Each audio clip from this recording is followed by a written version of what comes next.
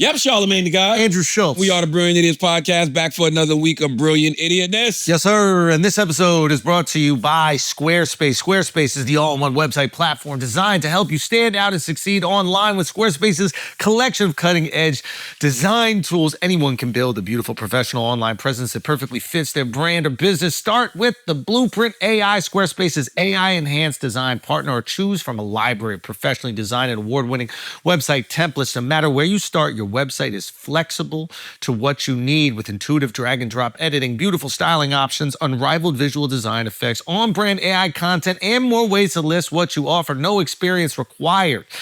And get that newly designed site discovered fast with integrated Squarespace SEO tools. Every website is optimized to be indexed with meta descriptions, and auto-generated sitemap, and more, so you show up often on search engines and bring in more of your ideal customers. Head to squarespace.com/idiots to save 10% off your first purchase of a website or domain using the code IDIOTS. That's squarespace.com/idiots. Now let's start the show.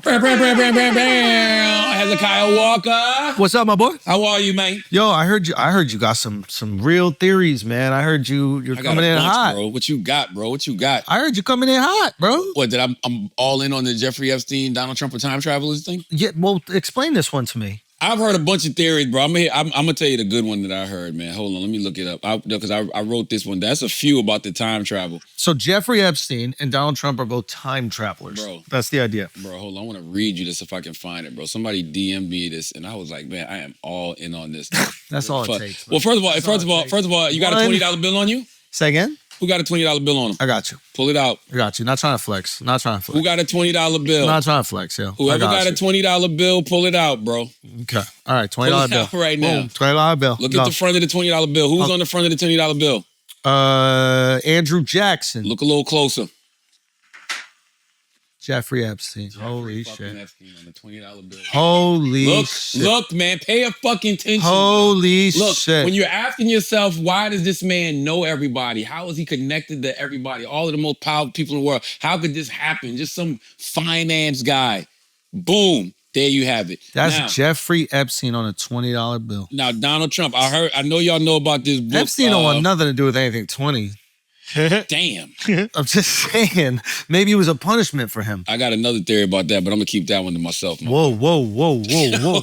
Don't come through with crazy conspiracy theories and not share. Have you heard about the book Barron Trump's Marvelous Underground Journey? Yeah. You heard about that one? Wait, hold on.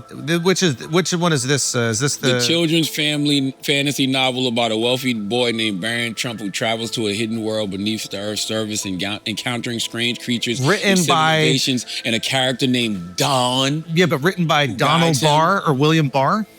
No, this is by Ingersoll Lockwood. It came out in 1893. Yeah. That's the episode. It came out in 1893.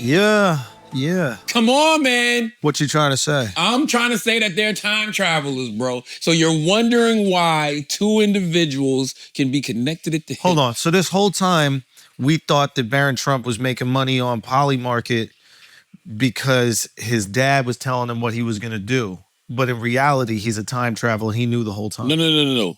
Don is the time traveler. Don and Jeffrey are the time traveler. Did you hear the other story about how it was like somebody in Donald Trump's family that was connected to, who was the genius name? You know what I'm talking about?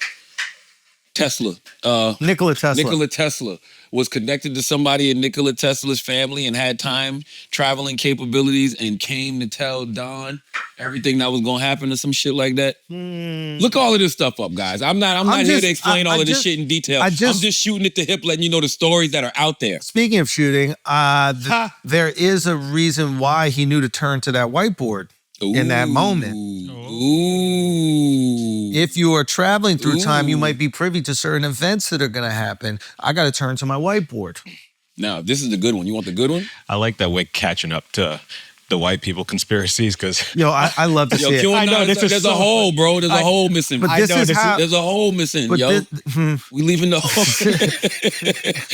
QAnon left a void, bro. Listen, this is the second step to just becoming white. The first one is gay jokes, and the second one is deep conspiracy. No, Yes, stop. it is. Yes, it is. Are you out of your mind? Yes, it is. Yes. Black Israelites. Yeah, they're What are you pretending. talking They're about? pretending to be Jews. There's- Trying to be white people. Invented conspiracy theories. Are you serious, bro? White you know people- why? Because we really had conspiracies happening to us. They weren't weren't conspiracies. They were conspiracy. real. That's why this is. Well, nobody believed them. All of this stuff was conspiracy. But you guys knew all they of were this stuff was real. conspiracy theories until they weren't. Yeah, but you guys knew they were really happening. Yes, and now all the conspiracy theorists are like, see, we told The you. reason why white people didn't believe you is because we believe in conspiracy. The reason why people didn't believe it is because they were behind them. Potato. Potato, potato, Yo, sir. look, this is a good one. This All will right, get you going. This will get you going. hit me. I need it in my veins. This is right one now. of them ones when the comments I was need, like, I need it in oh, my damn, veins he right got now. me. He says, and he didn't even ask me what I think about time He just knew. traveling. He just knew. Came in hot.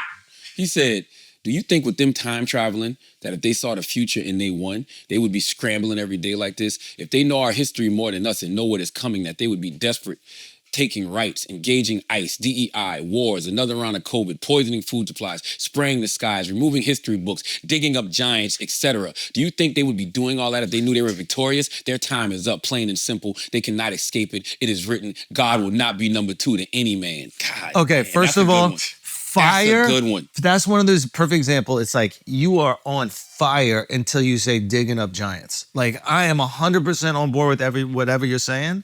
Digging up giants brings it into a realm that I don't like to play in. Mm-hmm. I don't know if I believe in the digging up giants. Everything's on the table, bro. Stop it. Everything's on the table. After what we've seen the last couple of years. Believe in dinosaurs? Yes. Everything's on the table. I've seen a big lizard before. No, but oh, He acts like we haven't seen. Yo, actually, honestly, dinosaurs a bit overrated, bro. When we talk about like shit that used to exist, bro. There's shit now that's a lot more fire than dinosaurs. for example, Whales. Why the fuck don't y'all appreciate whales? I think you Them just shit is weigh tons and float elegantly. They like the Charles Barkley of the sea. They're the Zion Williamson of the fucking ocean. I know. I think you're just a little more impressed by swimming. I think for us, it's. It's just like, all right, they're in the It ain't ocean, just a they're swimming. You ain't never just. Whales are ice skaters. What the hell is You going on never here? been sitting in Mexico, like sitting in Cabo, Yeah. and you just Talk your see shit. one of them whales just jump up in the air, Yeah. just go back in the water like it's nothing. Meanwhile, there's boats and shit around them, but they're not even trying to use their size. They're being respectful of the ocean. They're not bumping into people like, fuck y'all. Can we just stop referring Dinosaurs, to, bro? Yeah, but like I just don't like you talking about Mexican women like that. The idea that they're like, it's just for me, there are plenty of slim, beautiful, amazing body Mexican women. Yeah, I love Mexican women, yo. Mexican women are beautiful. The most Yeah, man. outside of our wives. Yes, no, no. But Mexican, no, I think Mexican women are very beautiful. But if if I'm ranking it, outside of our wives, Yeah. nah, there's some other women I think are more beautiful. I'm just being honest. Like, I love Mexican women are beautiful, but no, outside that's class. Outside of our wives, that's like, Who's your number one? what do you mean? Oh yeah. Oh, got it. You have to go black. Got it. No, it would be black for me. Yeah. Then come on. No, obviously. And then it's Poppy. Yeah, you know what I'm saying? Latin. Ah, you know what I mean? But you like Caribbean Latinas. You're not into Mexican Latinas. Mexican women are pretty, but I don't have, but if I'm ranking.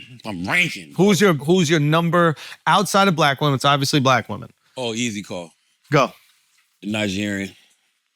He just said outside of black. It's what's interesting is that Yeah. I'm talking black American women. Oh, okay. Yeah, the Nigerian women. When you say black women, that's like black American. oh, okay. You don't consider black people that aren't in America black. I mean, I consider us all black, but I just thought we were just being, specific. No. Oh, okay. Oh, well. All right. After black women, Puerto Ricans. Let's fucking go. I never really thought about it past that, bro. Really? Yeah. And what about Asian? What about Brazilian? What about Indian? I don't know what Brazilian looks like. I don't be honest. Russian. I don't know what I do know some Russian women. I don't know what they look. I don't know what all of them look like though, but I do know some Russian women. Though. Right. And I've met a couple of Russian women in my life. Respect. No, that's a Respect to you. Russian woman. Yes. Back to you. But salute to all the Mexicans. We appreciate you, SpongeBob Taylor Square not Bodies. feeling it today. Taylor's in a mood, man. Taylor's in a mood or something. What's going on? Oh, you missed that. Tell me what's happened. Is this your first period back from pregnancy? Can you? What's wrong, Man, Taylor? is that crazy to ask? What's Is that wrong, crazy to Taylor? ask? Yes, it is. Wait, why is that crazy What to did he ask? say? What did he say? Is this I- your first period back from having a kid? Nah. That's a normal thing. She been back. The baby is 9 months. Bro, if you're breastfeeding, you don't get your 7, period. 9. But if you're breastfeeding, you don't get your period, right? Man, Taylor Ben gave up that breastfeed. Damn. You did, though. Yo. You allowed to throw shit at him if you want. She told me, though. You allowed to pick shit up and toss it. How long did you breastfeed? You didn't breastfeed long, Taylor, did you, right? Why? Why even phrase it She like that? told me. That's a Yeah, sensitive but let her topic. say it. It's not sensitive to me. Who is Yeah. breastfeeding? That's natural. I'm not one of those women that was like, oh, I'm so sad. Like, I don't care. What about? The things you get upset about. Can I ask He you? said guys- it last week, and that was crazy. Because you're talking about my son. That's fair. That's but her son. We're having a Yikes. civilized conversation about What when about the women women? stop That, breastfeeding. what about the women that don't breastfeed because they're trying to hold the titty size? That's a thing? Amen. I don't know. It just seemed like that'll work out. I give it up to people, women that don't want to breastfeed and women that do breastfeed. Like, I don't, for me, I wanted to try it. Cool. Yeah. And then, You see how you already feel better? You're not going to be in a bad mood today. That's not going to happen. We're going to charm your ass up. That's what's going to happen. You're a mom now. You don't get to be in bad moods. shut up. I'm just telling you. You're a mom. I know. Don't think your mom stops when you leave the house. You got to be mom over here too. Oh, I know. Her son called me the other day. What'd he say? Her son called me this morning. Was like, What yo. are you talking about? What'd he Her say? son called What'd me he say? this My son morning just pick because up he the knew phone it and was call. Wednesday. Yeah. And he was like, don't have her out all day today. She need to be fucking home. She was like, I know y'all do the pod on Wednesday. Yeah, don't be stretching that Word shit up. out, He was like, Charla. yo, I'm home by myself. What? Yeah. You know what I mean? So don't have her out all motherfucking day. Home by himself is crazy. What you mean? Like, Who's watching it? You don't need anybody to watch him. That's a grown ass man. the problem you gonna with- let another person watch a grown ass man? Y'all don't like kids that learn responsibility. Facts. Okay? Watch yourself. Feed yourself. 9 months? how's he gonna feed? He's 7 months. How's he gonna feed? Yo, Tommy from Rugrats was killing shit. And Tommy was 1 year old. All right. He wasn't always one. So your baby's 9 months. He was always one at the start of the show. No, but he didn't spawn at one. I'm saying he was 7 running shit. You ain't even letting him get the opportunity. Opportunity He to should be do in the what? apprenticeship phase right now. To be the boss. You want a boss baby, you're not, Taylor. That's a fact. You don't want a little Dame Dash. See, that's your problem. You want boss baby. Speaking of, You need a boss baby. Yo. You need a boss baby. Yo, what's going on with Dame, man? Yeah. What's What did he happening? do? What did he do? What did Dame do? now what did he do? What did he do, yo? What did Dame What did he do? What did he do, man? He flirting with me again? Hold on. What did he do? Wait, let me make sure. See. That is a funny Everything ass is up. font. That shit says Charlamagne's gay. All right, ready? Press play, Taylor. This is a good theory. I like this. And he's a gay man pursuing. What? You're funny. He acts too gay. I mean, I wouldn't call him gay to his face. He wasn't bothered. And the thing is, I think what they're doing is making people that are gay look heterosexual. So I had another heterosexual person might think that that's a heterosexual point of view and do what he's doing. So my problem is if he's pretending he's something he's not, and he has other That's a people great picture. influenced by what he's doing, it's not fair. You should be honest. You know, it's like a trick. So, like, for example, and again, it's hard to talk about people that I know. But, like, pause. Puff rubbing niggas nut on his chest. that's Okay, gay. stop. You know what can I'm saying? stop. You can stop. Like that. Me and Puff don't need to be in the same. like, come on, guys. Like, as soon as you start talking, like, come on, like, stop. Now, what's funny about this is like, it seems like Dame doesn't know that being gay is okay. Like he keeps calling it to you as if it's a bad It's an thing. insult. It's wild Yeah. to me, but I think he's flirting, bro. Oh, you think it's like a repressed homosexuality? See, here's the thing, man. I feel this is another great. I don't even think this is a conspiracy theory. You can write this one down. I think that when a man wants to know if another man is gay or is implying another man is gay, He calls him gay. it's wishful thinking. Keep going. I think it's wishful thinking. Keep going. Because he wants me to be gay. Oh, yeah. Right? It's like when you see a fine girl, right? And you like, man, I wonder if she got a boyfriend, yo. I wonder if she's single, yo. She got a man. You think she got a man, yo? You think she got a man? You think she got a man? I think you keep bringing it up. You keep bringing it up because you wishful thinking and you're hoping. You're hoping somebody verifies, yo, he is gay. So then you can try me. I really think that, yo. What do you do to me every week on this podcast? State the obvious.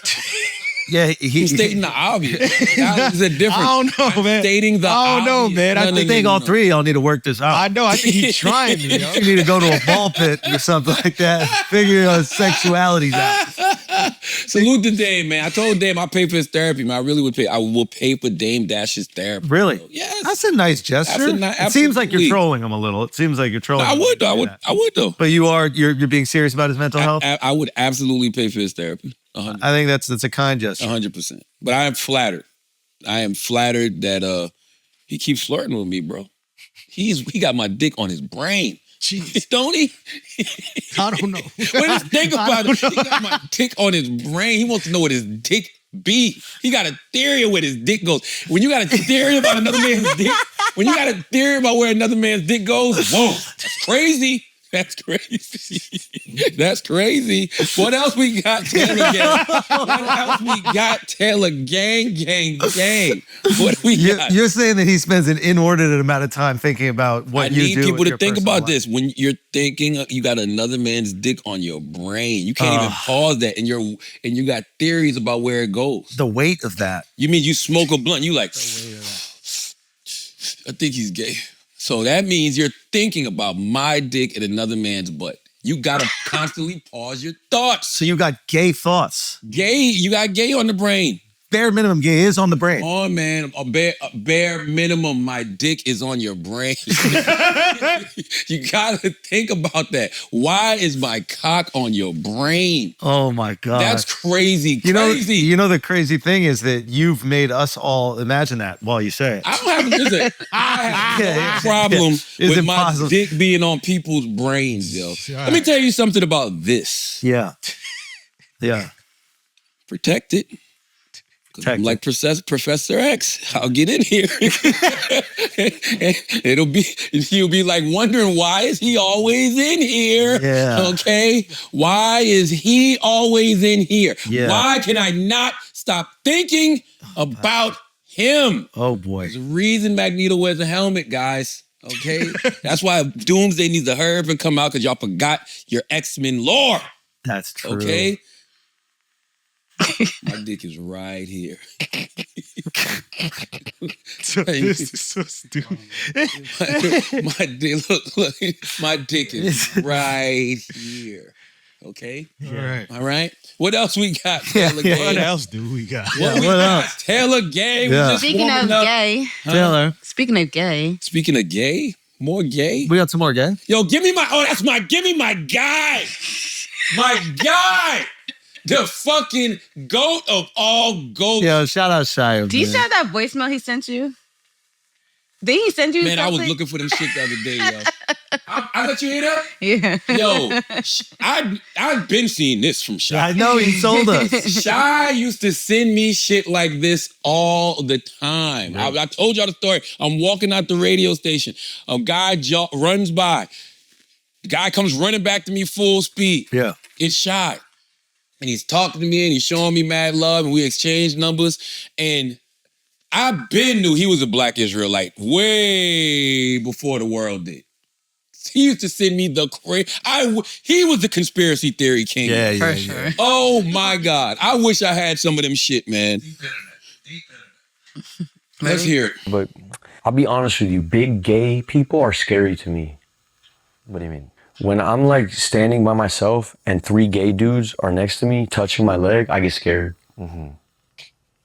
I'm sorry. If that's homophobic, then I'm that. Yeah. Does that happen a lot? No, it just happened one time. Recently? Well, that's why I got arrested. Oh, okay. Yeah. So you were sort of being groped and surrounded. I'm not going to say that because my lawyer said, oh, dude. It's okay. We can No, make up. I am wrong for touching anyone ever. And that's the end of my statement on this whole Gotcha. shit. Sounds good. Cool. Moving back to like what kind of things would set off that Napoleon complex? Being challenged, my masculinity being challenged, or somebody touching my girl, or touching my kid, or, you know, I'm good with gay. Be gay over there, though. Don't be gay in my lap. So you feel like when things that you feel that you possess in a way are challenged, like your girl, your kid, if someone gets in the way of what they want to Yeah, do. if somebody, there's personal space type stuff, you know, which gets weird it's Mardi Gras. That's why, bro, I was drunk and it's Mardi Gras. So everything I'm saying is nonsense. It's Mardi Gras, you know? But it sounds like this complex is maybe something that you noticed for a long time. I mean, maybe, bro. I mean, my dad was by his cousin, so he was in my ear all the time. I don't know, maybe I am. Who the knows, bro? I'm open to whatever somebody wants to say. It didn't feel like that when it happened. Look, and this is the worst thing to say, and I'm not gonna say it. I've never had no problem with gay people. Never. I remember paying for people's like transition surgery when I was fucking around the internet heavy. I've never been adversarial towards it. You know what I mean? Yeah, you don't seem like a homophobic guy. No, but I don't know. I'm open to whatever. If somebody's got more information on the subject, then, you know, let me know. I know I'm fucking deep off into the Bible. I know what the Bible says About, homosexuality. what does it say? Nah. No. That's what it says. Yeah. It wasn't that written a really long time ago. Bro, you can do whatever you want with the text. It's not my business. You know what I mean? I'm a traditional Catholic. That's okay. Oh, And what's the difference between a traditional Catholic and, let's say, a more progressive Christian? I really f with the Bible. Let me tell y'all something, man. It's been a long time since I've seen an interviewer. I wanted to be the interviewer, yo. that shit don't even feel real, bro. It's like he was in a deep comedic character, and that shit is hilarious. Yeah. His poor dad. Yeah, he just, I didn't even consider that. His poor dad. What if his dad never got raped? Or what if his dad didn't want the world to know that? Can you imagine the family group chat after that one? Yeah. Like, you told him about John. You know what I mean? How does he know? I guess his dad He said his told him? dad told. You know what? He didn't say if his dad. I guess his dad had to tell him, right? Yeah. My dad used to get by his cousin. I have questions. Who the hell is your cousin? You know what I'm saying? Yeah. I want to know who the hell your cousin is. Yeah. How were Thanksgivings? How were family reunions? Did y'all fuck him up? Did somebody kill him? Like, what the fuck happened? Yeah. And how old was your dad when this was happening? We might need a Shia LaBeouf Breakfast Club interview, bro. Man, Shy is hilarious. And I would love to get Shy in a room with EJ. Why? Because he said he's scared of big So gay. why are you gonna try to? Can you imagine? All right, Tyra Banks, why are you trying to do Can you that? imagine if EJ walks in? Magic Johnson's son? Can you imagine? Oh, I thought EJ worked at the radio show. No. EJ Johnson. Yes. Yes. Can you imagine if Magic Why are you gonna inflict EJ fear Johnson? on him like that? I want to see. Nah, Because that's a EJ. different level. That was the type of homophobia that I always used to define in my mind when I was younger, right? Because they always say, homophobia is the fear of something. Yeah. So it's like, arachnophobia, you're afraid of spiders. He was specific. He said, I'm scared when it's a big gay dude around Surrounding me. him, though. But that's wild. I wouldn't even be But thinking that- of the gay if 3 big gay dudes surrounded me. Because I wouldn't be thinking about gay. I'm like, yo, why are these dudes surrounding me? Yeah, you'd be like, why are these dudes' dicks hanging at me yet? Now, see, that's different. You know what I'm saying? Like, if 3 guys surround you with dicks out, then you know it's on. Yeah. You know what I mean? But if there's 3 dudes surround you in the street, I'm like, yo, what the fuck? Y'all about to jump me or something? You know what's interesting is that, like, we have way more tolerance for when women are afraid of men. Right? Like if a woman is walking down the street and there's like a guy near and she wants to cross the street or whatever, we're like, hey, it's totally fine that you have a fear in this situation because we hear these horrific stories. Every woman has a friend or even happened to them. And we don't immediately put a phobia on them. Yeah. But with Shia, he might feel that same way, that he could get violated. And why would he not feel that way if his dad got violated? That's a very reasonable way to have the fear. So it's like generational trauma. It's trauma, Yeah, bro. it's passed down. Like, that could be a thing for real. Like if your dad got, a guy, you might be thinking that can happen to you on a Why daily would you basis. think it wouldn't if your dad's saying to you, he's in your ear saying, hey, this could happen. This is what people do. So Shy would choose the bear, basically. What? You don't know the trending conversation? Shy would choose the bear. You never heard the conversation? Yeah. They be like, Would you be in the woods? a woman was in the woods, they would choose and if it was a man or a bear, who would you choose? Oh, they choose the bear. They choose the bear. Why? It's this theory about what the bear is going to do to you. Have you heard of the man versus bear thought experiment? Yes, and I too would choose the bear. Okay, so for our male listeners, set this up. What is this thought experiment? So you can put any woman in your life like in the scenario. Okay. It's like, because you can even ask a man, like if it was your daughter who is in the woods, Yeah. would you want her alone in the woods with a bear or with a man? Yeah, and what do women say? Always they will pick the bear. Always? My algorithm might know me, but I have not seen one of the TikToks where someone picks the man. Okay, so take me through the reasoning. Why is that? Well, I guess like with a bear, you know what to expect. And and it's like what it wants is very clear and it feels a little easier to navigate. And all bears are pretty much the same. With a man, it could be anything.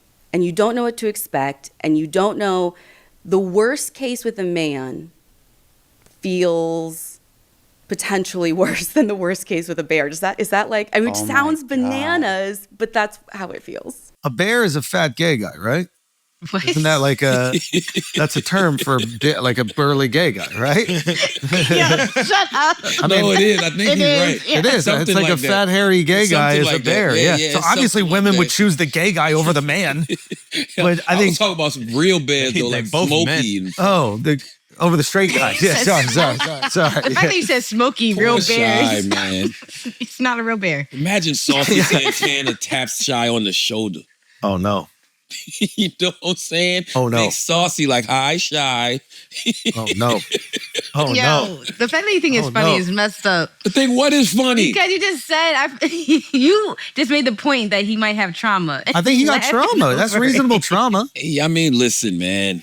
It's a man. We don't get the sympathy, bro. I'm sorry. But we might need to. We should. I'm not saying we shouldn't. Your I'm just dad saying- was molested. He's telling you about it every day. You're not going to be afraid of that shit? I'm just saying I'm not mature enough to have this conversation. Chris, I'm how not involved many enough. times did your relatives tell you about the Holocaust? That's different. Don't do that. That's Man, different. Come on now. what? That's different, man. No, That's different. Like, why do we do that? what? That's What? different. Wait, yo. no. Come on. Stop. Yes, it's different, but it's still trauma being passed down. But you went to the extreme, bro. What?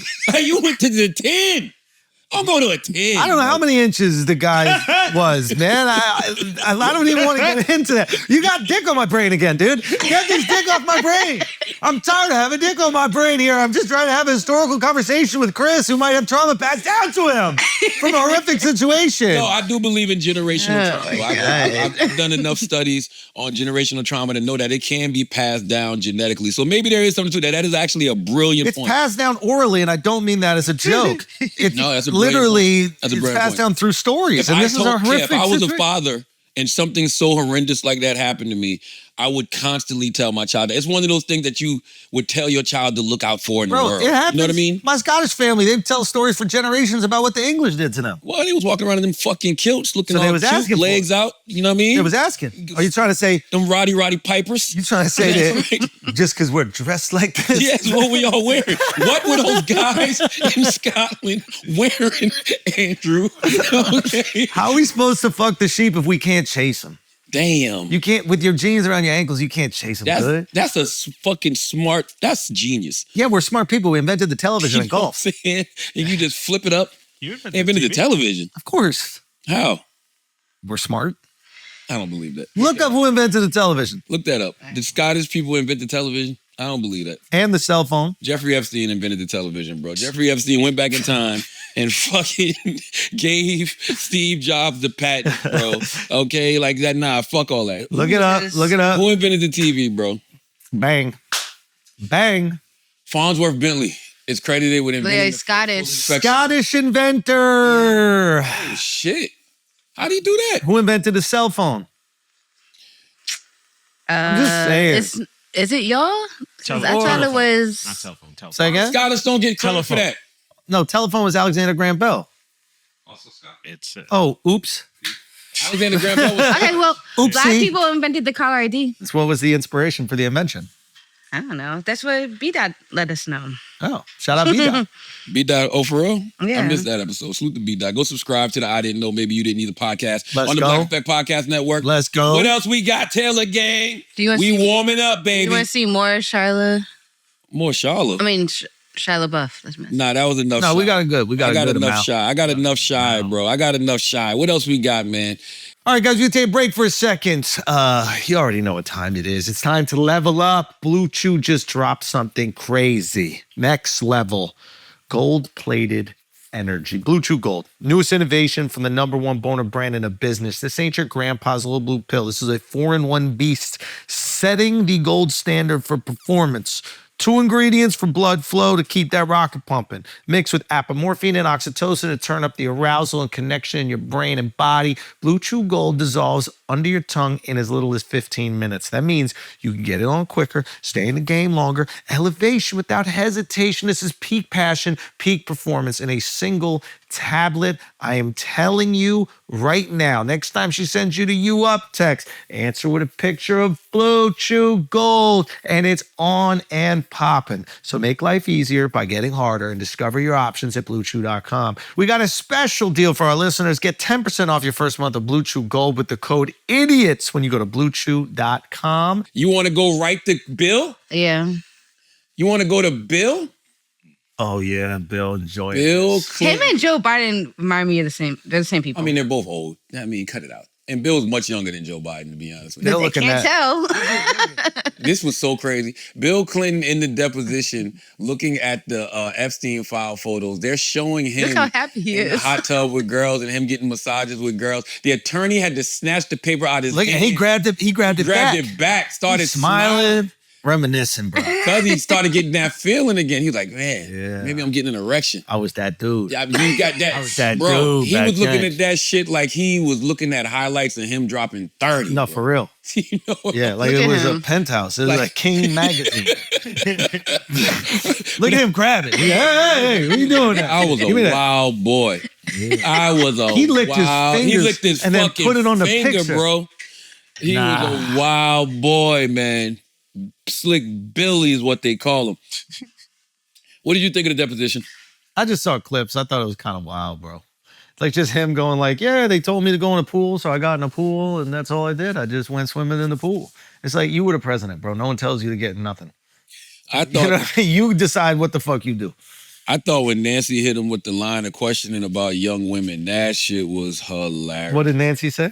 Let's listen to this. Let's listen to the. This is Bill Clinton getting asked about the viral hot tub photo during the Jeffrey Epstein deposition. Let's listen. I never knew the photo was taken. Okay, and for those who can't see it, it's a photo of you in a hot tub. There's a person next to you here. Do you remember where it was taken? Where was it taken? I'm almost sure that this taken, I think there's an adjacent photograph, which you probably have, that if people saw it, they would feel that someone was trying to con them showing this picture. But anyway, this picture was taken in Brunei. Just for the record, there's another picture that also shows this as part of the larger pool area. Do you all have that so that he can refresh his recollection with respect to that? We should have it. It's quite enlightening. If you watch this, Yes, it's noted. it'll Yes. give you a different feel. Thank you. Okay. We don't have it with us right now. Okay, We do thanks. I just have wanted it to as make well. sure he knew the And so context. were there other people in that pool or hot tub with you as well? I don't think there's anybody in the hot tub. I didn't forgotten that there was anybody in the hot tub, but it was big, but it was about, Well, He's asking in the pool It appears area. this photo, there's a girl over here, or there's someone. yeah, I don't know who that is. But he's also asking in the pool area whether other Yes, individuals. I don't know who that is. Okay, so you don't know? No, and then there were other people in the pool. Okay, so do you remember were they under 18? Would you No. know?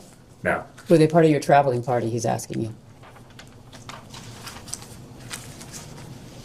Yes, they were, I think. I think everybody there was part of our party. It was late at night or late-ish, and I also believe that there was a Secret Service agent there at the other end of the pool. Okay, and was this in public? Here's the thing. Pull up when they ask about underage women. Bill clearly never could lie.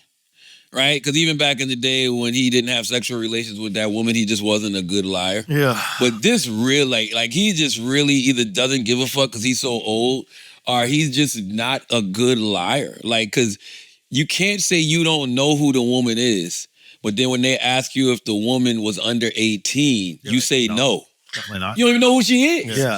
So how the fuck do you know if she's under 18 or not? Also, he remembers too many details. And then he said they were part of from his the party. night. Yeah, then he said they were part of his party. Y'all was having a party, all right. Yeah. God damn it. Yeah. Y'all was having a party. But like when you remember vivid details from a random day decades ago, Impossible. you're lying. You're lying. Like you ever see people like they get, indicted for some shit and they ask them what happened on the night of it. And when people go, honestly, I don't even remember. They're usually innocent because why would you remember what happened a random day where you didn't kill nobody? Well, yes, and especially as somebody as old as him. But you know what's so crazy? Like, yo, they used to fly to exotic places we never heard of to have a good time. I never heard of Brunei. Y'all heard of Brunei or whatever? Brunei. Y'all heard of that before? Yeah, yeah. I never heard Sultan of of Brunei. That's the dude that Michael Jackson used to stay with, I thought. Really? And he used to be spending all that money, yeah. Yeah, they said it's a really rich country. I think it was a place where like people in the Middle East could go party. This is like before Dubai and some other places got a little bit more liberalized. So I think, I believe, if I'm not mistaken, so Brunei was this like tiny little kingdom and it was a little bit more loose so you could go have some fun. Pull up with Nancy. This is when Nancy put him in the figure 4 leg lock. This was Think crazy. so. Yeah. This was crazy. The witnesses who testified in the Epstein cases that Epstein said, you quote, like them young. Oh, Why Bill, would you like them Epstein young. say that about you? Are you asking his opinion?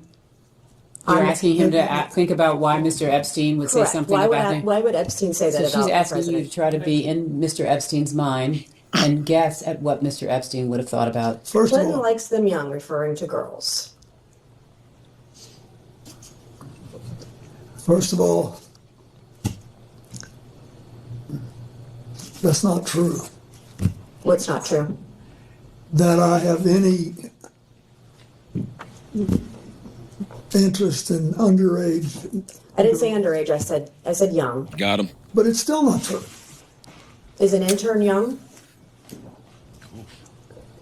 Yes. Got him. Got him. Oh, man. Got him. Damn. See. Finish him, He Nancy. was rehearsing crazy. the underage thing. He was expecting that. But she just She said didn't young. say underage. She Yeah. said young. Oh, man. She Oh, rope-a-doped him. Set him up. Jab. Yeah. Jab. Boom. Uppercut. That's what that was, man. Yeah. That's what that was. The intern young. Monica Lewinsky was what, 22 when Bill was like 49? It's a tough question because you know the allegations are about underage, but you're asking a man if he likes younger women. And the honest answer he should say is like, yeah, I like them around 25. That's nice. That's what you see in all the movies and the pornos, and those are really hot. But he can't say that. Like so he just goes, I don't like them young. It's like, okay, sure. You like banging Hillary. Okay. I just don't understand why Bill's not at That's why is Bill not at the fuck it face? You're old, bro. Everybody is, I'm not gonna say everybody, but majority of people are aware of all your heinous acts, bro. Like But not. You want him to give not the R. fucking Kelly kid. answer? Yeah. What do you mean by teenage? He did basically just now. Now, R. Kelly gave you the honest answer. He said, what do you mean by teenage, really? Right? Like, he was like 18, 19? Like, he was too stupid a lot. Whereas Bill probably feels the same way, but he's like, He's sitting there bricked up under the table, looking at paper, looking know. at old war footage. They, You know what I'm saying? they raised his cortisol, and then they asked him the question. God. He got no blood in his brain. My man had 4 heart attacks already. There's no way he could think and have Yeah, hard 4 dick. heart attacks? You didn't notice? No. Pull up when they asked him if Trump should have to testify. The way he punted on this question was so ridiculous, bro. Like so ridiculous. Like this right here proves, in the words of George Carlin, there's one big club and we ain't in it, bro. Yep. This is 2 people wearing the same jersey. All right, and they looking out for one each another. other. That's all of it. them. That's it. That's what I think That's this it. whole thing exposes. It's all of them. They're all aware of it. They're all in cahoots. They all know what's going on. They know the game, and they all get away with it. And the rest of us are, deal with the repercussions of I their agree with actions. you, but I He do never had look. a heart attack though. He had heart surgery, but never had a heart attack. Oh, heart surgery. Oh, but he had multiple heart surgeries. He had like Yeah, like bypass. Why they just don't don't give you him do the that? Tony Oh, you Starks, do that bro? to avoid a heart attack. Sorry about that. Why they Yeah. just don't give former presidents the Tony Starks, bro? I don't think they want him around. Low key. Yeah, they got. I don't think they're trying to keep him Take this around. vault with you, man. You know too much. Low Go. key, like if America had its way after you were president, you would just die. That's because you know all the shit, and we're like, yo, we can't have you knowing all this shit walking around at a deposition. That's right. Now, I'm not saying that should happen, but if the powers that be were happy, the second you out of office, Somebody's writing that down. Somebody in the Trump administration writing that down. You know what? Write that down. Yeah. Okay, let's make Yeah. His name is Marco Rubio or JD Vance. Press play, Taylor gang. Was wondering if you also agree that President Trump should answer questions of this committee. That's for you to decide, but he did know him well, and I once had a brief discussion with him about it. Thank you. Thanks for the answer. We find it, but you can play that one. But he said, I'll leave that up to y'all, but you can play that part right there. You can play that part, Taylor. I'm sorry. You can play that. Okay, hold on. We'll add it later. Post-production. Wait. Okay.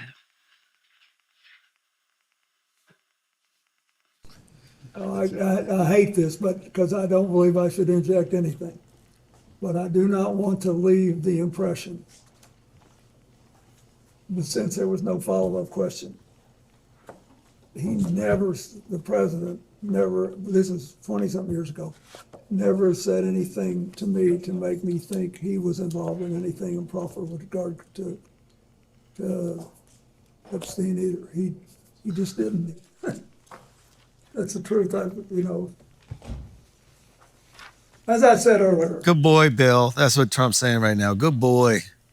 the only conversation I had with President Trump about this was in the early 2000s.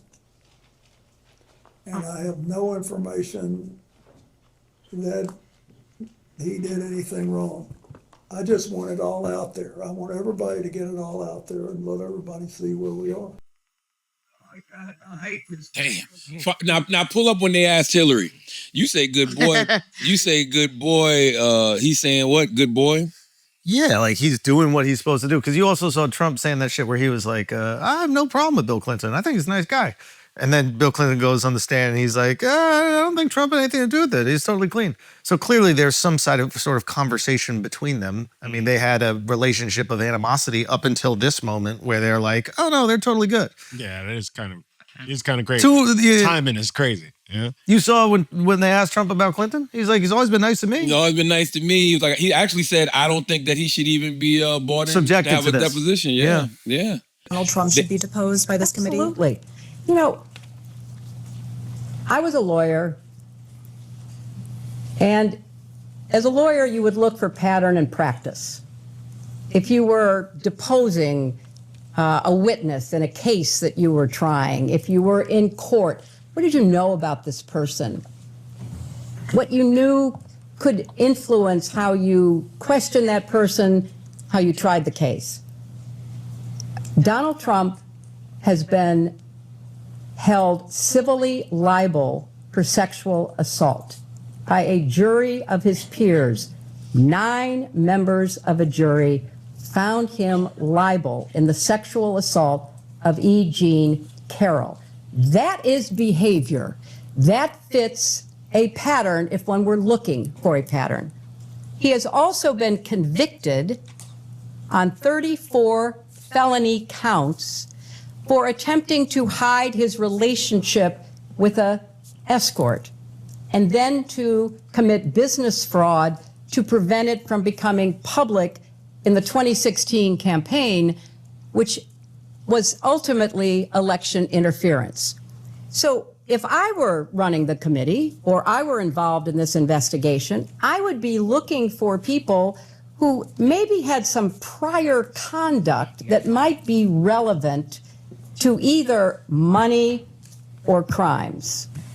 And yes, I think that it would be in keeping with the scope of the investigation of this committee to set up a deposition with President Trump. I know he's been deposed many, many, many times. He's taken the Fifth Amendment many, many hundreds of times. So I'm not saying you're going to get a lot of information.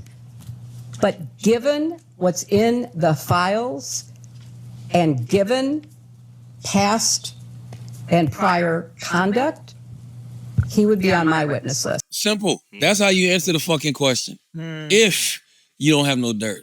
If you got your own dirt that you trying to keep under the rug, then There you you say, go. hey, it's up Hey, to he's y'all. probably fine. You know what I'm Yeah, saying? that guy It's up probably to did y'all. nothing. As far as he told me, I never seen him do anything, like whatever. Yeah. That's how you answer the question. Yeah. Especially if you came in hot, right? Bill sat down, came in hot. Y'all brought my wife in here for no goddamn reason.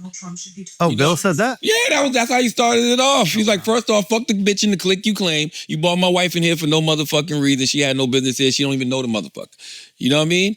That's how you answered the question. But what Hillary did, that's no party shit. That's just common sense. I used to be an attorney. If y'all are looking for more information, why wouldn't you have somebody in here who's in the file so much? We believe that Hillary didn't know who Jeffrey Epstein was. I don't know. She doesn't know the guy She probably who did. owns Probably the got plane fights over that her him. husband is flying on. Bro, I don't know. Like that's not far from Y'all got wives. Yeah, That's but like- we never been the president of the United States of America. Yeah, but this is a personal private jet. This isn't you're flying Delta. You're going on some guy's plane. You don't ask your husband, hey, you're flying around the world to random destinations and you're raising money for our foundation. I believe it is. They're both foundation. You're not going to ask who the guy, the idea that she wasn't aware of this guy that literally every other successful, powerful person on the planet is aware of is a little hard for me to believe. Yeah, I don't think she said she didn't know him. She just said she never. No, you said Bill said that he doesn't even know. Yeah, Bill said she doesn't even know him. And I'm like, why are we playing this game where every other famous person not famous, every other successful, powerful person on the planet knows him except Hillary? I'm not saying she didn't. I'm just Ghislaine saying Maxwell is at their kid's wedding as a +1 or whatever. But yeah, she has no clue who Jeffrey Epstein is. Like, She was a listen, +1? That's what she said. She's like, oh, yeah, she was just there as a +1. Who knows +1s? Yeah, he's like, I knew +1s at my wedding. I was aware that they were there. +1. Yeah, +1s? Yeah. Oh. I didn't know nobody at your wedding. I don't fucking know. But that's a perfect example. You knew most people at my wedding. No, What are I you didn't. talking- If somebody came and sat down to me and said, who all at Andrew's wedding? You know this person is at Andrew's wedding? I'd be like, oh, for real? Well, nice to meet you. I bet you could name 10 people at my wedding right now. Joe Rogan, Whitney Cummings, Taylor, Alex, Craig, who? Weezy. Weezy was there? Weezy was at the wedding? Yes. I swear to God, I don't remember. I do not remember Weezy. I don't remember. I didn't see Weezy there. Weezy? Yes. Dove, She was Mark. Dove, Mark. Shifty. Didn't even know Shifty was there, bro. I'll be honest with you. I don't remember seeing Miles at the wedding. Weezy was at the wedding? Yes. Carla was there. I do Yeah. not remember seeing no Weezy at the wedding, yo. Yes. Are you serious? I am She was so sitting fucking on serious. at the same table. She was at our- Yeah, literally. Like, what is up with you? That's crazy. See, I would have went to Jet.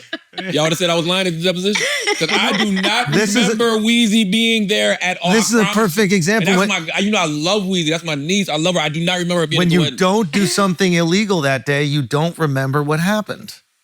When you do something illegal that day, you remember way too many details about what happened. Yeah. Yeah, you didn't do anything illegal that day, dude. We don't have no picture. Me and we don't have no pictures. Yes, together? y'all do. We actually all was having pictures. You guys all together. You got to show me. Yeah. I swear to Look, God, I'm about to have whip it up right to now. show me. I do not remember. And I'm sitting there thinking like, Weezy? There's not too many times I've been around Weezy and me and Weezy haven't had something happen that I remember. That's how diverse my wedding is. You forgot even the black people there. Look at that. Look at that right there. You don't even remember the black people at the wedding. Was the wedding diverse? Let me think about it. For Santa Barbara, it was the fucking BET Awards. It was a diversity of thought. It was a diversity of thought. I don't remember. Or Santa Barbara. By the way, people are like, what the hell is Snoop Dogg performing? You know what's so crazy though? I don't even the wedding. I just remember it was a fun day. Yeah, it was a day of love. I don't. I remember what I felt that day. You know what I'm saying? I don't remember. Bro, you don't understand, bro. You don't understand, bro. You cannot remember Weezy being there. It's all good, man. Everything's fine. We're gonna be just I fine. remember Rogan saying, "Let's get on a plane." and go somewhere. Go to Vegas. Yeah, they went to Vegas. Whitney had a show or some shit. Yeah. He was like, we coming right back. I'm like, what? Yeah. He's like, no, we're going to fly there. We're going to watch Whitney and we're going to come right back. And I'm like, nah. That didn't sound right. That didn't sound like he was like, come on with us. I'm like, nah, that don't sound right, bro. Wow, boy. That doesn't sound right. You got to show me the picture, Taylor. Yeah, my Instagram's fucking up right now. You know the Clintons, I had gave Bill Donkey of the Day, and they responded. What'd they say? Yeah, Fox News reached out to them for comment, and they responded to what I said during Donkey of the Day. Hold on, let me pull it up. That is crazy.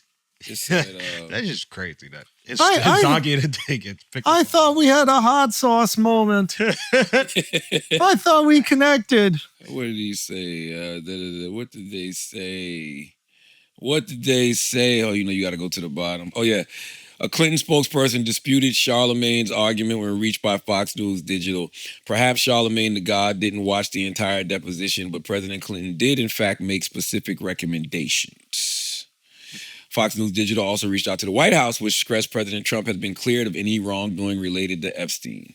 Just as President Trump has said, he's been totally exonerated on anything relating to Epstein. White House spokesman Abigail Jackson said, and by releasing thousands of pages of documents, cooperating with the House Oversight Committee subpoena request, signing the Epstein Files Transparency Act, and calling for more investigations into Epstein's Democrat friends, President Trump has done more for Epstein victims than anyone before him. Honestly, man, if you are, let me see, if you're a Republican, you should absolutely, positively want somebody to depose. Are there any white people at my wedding? Yes. Like, low key, did I invite white Where's people to my Weezy at? wedding, yo? Right there. I gotta make sure. That's not fucking Weezy, that's Andrew's wife. Oh, shit. Damn, you blind. Oh, that's Weezy. Yo, I do. I've seen that picture and never seen Weezy. I promise you, I've seen that picture and never seen Weezy, yo. That's fucking crazy. See, I'd have been fucked up in the deposition. They'd be like, you was at Andrew Schultz's wedding with Weezy. I'd be like, Weezy wasn't even fucking there. Innocent. Then they pull up the goddamn picture and I'm like, oh shit. And y'all probably have a picture together. I'm you don't sure we think do. I'm sure we do. But the moral of the story is, man, Bill Clinton answered that horribly, and Hillary's answer was the right answer. And you don't talk like that and say things like that unless you're trying to cover your own ass. Yeah. That's it. Obviously. Simple and plain. Simple and plain. Hillary's sharp. She's still sharp. Hillary's sharp. Yeah. How much younger is Hillary to Clinton, though? I mean, Bill Clinton. Look it up. Never thought about it. She does present much younger than Bill does now. Yeah. You know what I'm saying? But I also think Bill was acting slow in that deposition for a reason. Oh, you think he was playing games? Yeah, man. Kaiser Sose? Yeah, man. How old is Hillary? They're only a year apart. Wow. What, 79, 78? Yes. Yeah, but she never been president, bro. That puts years on you. Very true. That puts years on you. And if you being president and you out there getting a lot of side pussy? Lots of it. Lots of like it. Insane amounts Allegedly. of it. Allegedly. Okay. Allegedly. No sexual What kind relation. of number you think we talking, bro? Oh, this is wilt. Gotta be, right? Wilt. Because when I think if you got head from the intern, that's just what we know. Who do you think put up more numbers, him or JFK? JFK. I think JFK more numbers. JFK. Bill was. Nah, JFK. But JFK, you don't know for sure, though. Nah, Bill. Nah, you know. Nah, because JFK, I think, did it at a time where they protected presidents. I'm gonna tell you why I think Bill. All right. Better transportation. Better transportation, bro. Better access to better private jets. Oh, I thought you were making a joke. Yeah. No, man. God. Nah, that's what I thought that's too. crazy. It's a sick fucking room. No, man. No, the fuck no. I was like, okay, no. Yo, JFK No. getting head is a very different No, situation, bro. bro. No, You can't be making jokes about that. No. That's not something we joke about. Bill had better transportation. They had better jets and shit. They can travel all around the world at the greatest When you're the speed. president, you're not traveling to get pussy. That shit is being brought to you.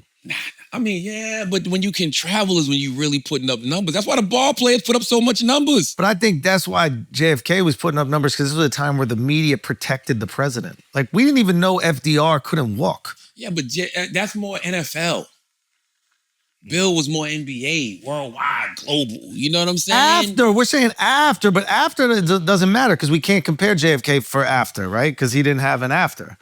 After JFK would have went, it would have been. You know, I think during, bro, he got a head from an intern. You don't think JFK was getting slopped? Yeah, they was stories about that was a conspiracy. He used to walk it. He used to bring him to the White House, right, Chris? Didn't Maryland come out of the cake? Wasn't he president when that happened? Yeah. Saying that shit in front of his wife. Yeah, that's diabolical. crazy. Diabolical. That's in front of his wife. In front of his wife. President. Let a legend be a legend. Nah, Charla. What's up, yo? Let a legend be a legend, I can't imagine No. having arguments over old stuff at that age that they're in now. You don't think Hillary and You think Bill's listening to her?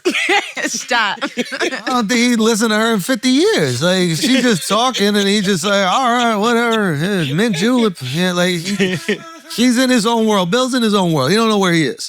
Dead ass. I don't think he knows where he He is. needs to just give it up. Bro, they showed him one picture with a girl on his lap and he grabbed it out of the lawyer.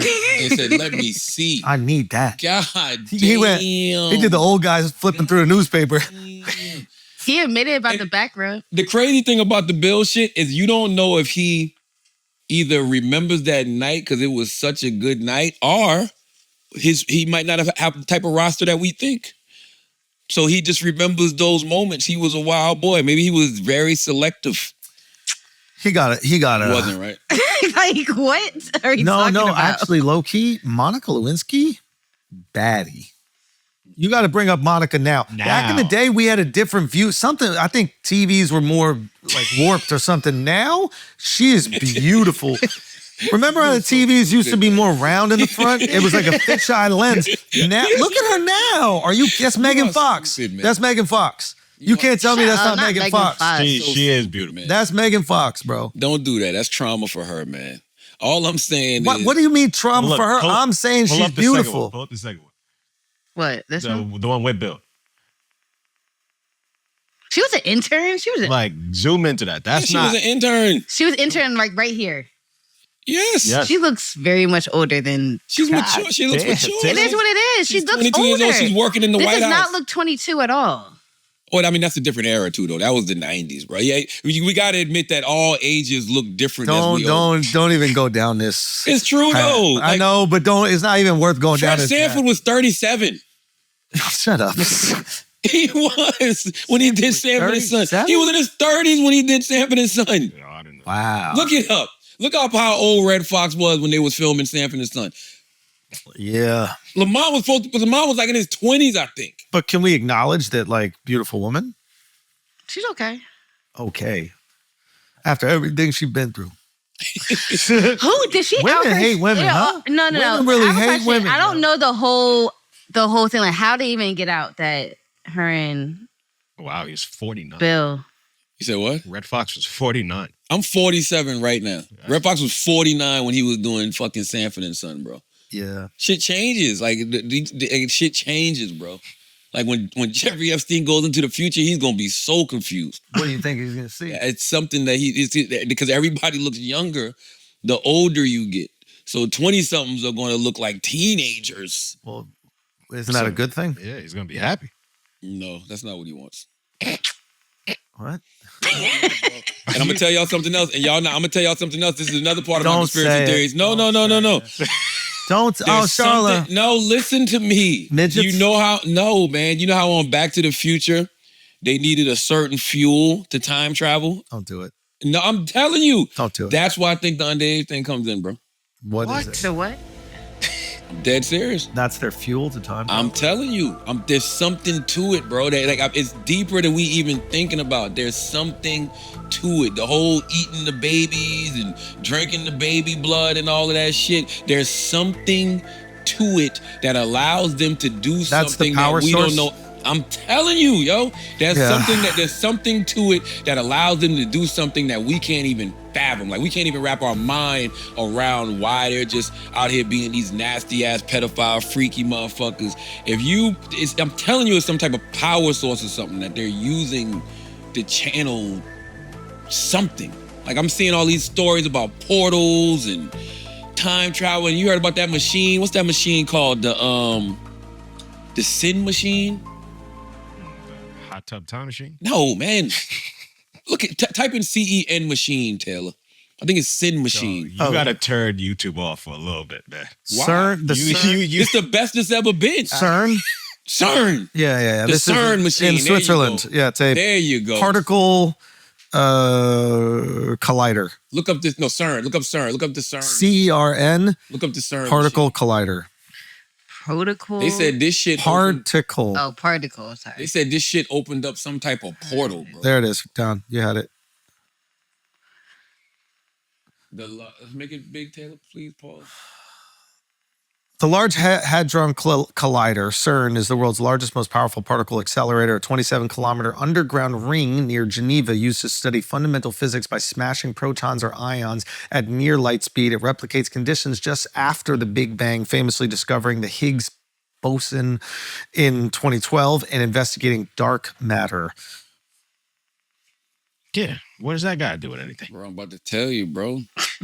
I mean, isn't that the ultimate time travel? Conspiracy theories surrounding the CERN particle accelerator, specifically the Large Hadron Collider, are often alleged that the facility is creating dangerous black holes, opening portals to other dimensions, or summoning occult entities. These often sensationalized theories are largely dismissed by the scientific community, which focuses on exploring fundamental particle physics. All right, a 2016 ritual hoax video showed people in robes at CERN fueling unfounded rumors that the LHC was designed to open a portal to hell or another dimension. You read shit like that, and then you hear this shit about how in the Epstein files it talks about no, was it? Yeah, I think it was the Epstein files or something was saying how UFOs are demons or some shit like that. Charla, I don't know if it you're was the files. scaring me, bro. This guy is what on you a deep. mean? It's a deep end, right? I'm able to listen to information and not believe it. I'm just saying shit He's that we're always been. seeing. He's always been here, bro. He's actually getting closer to reality. He was believing in ghosts and Sasquatch, and now he's just. I definitely believe in ghosts. No, I know that, but I'm saying now you're just believing in pedophiles, which we know are real and just rule the world. But this is a But good. we got to dig deeper. We're just saying that they're pedophiles, and we're just like, oh, they're nasty, they're freaky. Yeah. Like, no, there's something else to it. I believe that they are trying to harness some type of energy, and they're either in their mind or they really are using these young underage kids for some type of energy source, bro. It's Like some a type witch. of ritual going on, bro. Like, what are we talking about? Like, it's clearly obvious. It's clearly obvious. It is, bro. I don't know about it. All right, okay. Well, 5 years from now, I guess we need some other files to come out for y'all to believe it. 5 years from now, y'all will be like, damn. But you're just talking about like the rich people, though. There's regular average people that are pedophiles. Yeah, but they just nasty. I'm talking about they're just nasty ass, freaky ass, fucked up motherfuckers. Yes, I am talking about these. So you're fucked saying motherfuckers. they just do it for the love of the They're game. nasty. They're These just people are disgusting. doing it because they're nasty and they have some sort of like lust for power. Yes, man. There's something they're using. By the way, I don't even know if the power is real. I'm just saying they're clearly participating in some This type wouldn't of be the ritual. first time that the elites have participated in satanic rituals in the hopes of having, some sort of superpowers. I think the Nazis did experiments like this. Like they were like playing with the occult and like doing research on the occult. Maybe you could look that up, Chris. Hold on. Let me pull up this. No, that's just, I think you're right. I know you're Yeah. right. Oh, yes. No, hold on. Where the fuck was it at? Yes, the demonic UFO. But there was some type of file that came out that said UFOs are physical spacecraft from other planets, but they're really demonic manifestations. I'm just telling you, this shit is spooky. I know the X-Files music should be playing right about now, but everything's on the table, guys. Isn't X-Files coming back with Ryan Coogler, bro? It's perfect timing. Everything's on the table, but can he time. really make something that's as sick as the shit we're hearing now? Well, that's a great question. It's like the bar has been pushed so far with reality that once you get into sci-fi, how much further do you need to push it for it to be science fiction? Or do you just operate in the realm of reality and now you're no longer a sci-fi show? You're like, this is actually what happens, and you're at the end of the spectrum, which I think could be kind of cool. Like some of those episodes from Black Mirror are just today. Happening. Yeah. Oh, here it goes. Documents. Certain researchers and according to reports, some military officials have theorized that UFOs are fallen angels or demonic beings. Proponents of this view mention the Collins Elite, a rumored group of U.S. intelligence officials. They believe these entities are not from other planets, but are spiritual beings. The viewpoint often stems from a Bible-believing Christian worldview where UAP behavior is interpreted as spiritual deception. Everybody ain't making this shit up, bro. That's all I'm saying.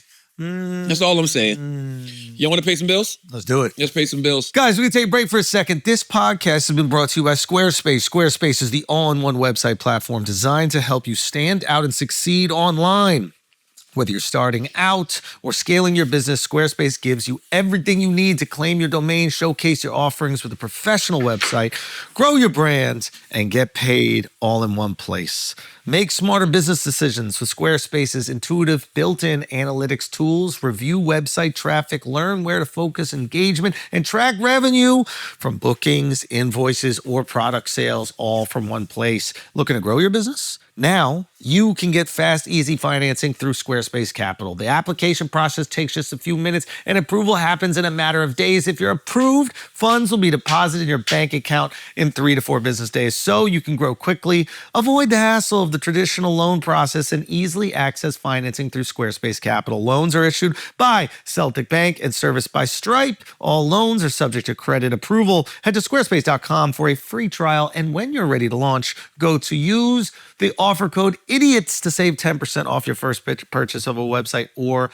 domain.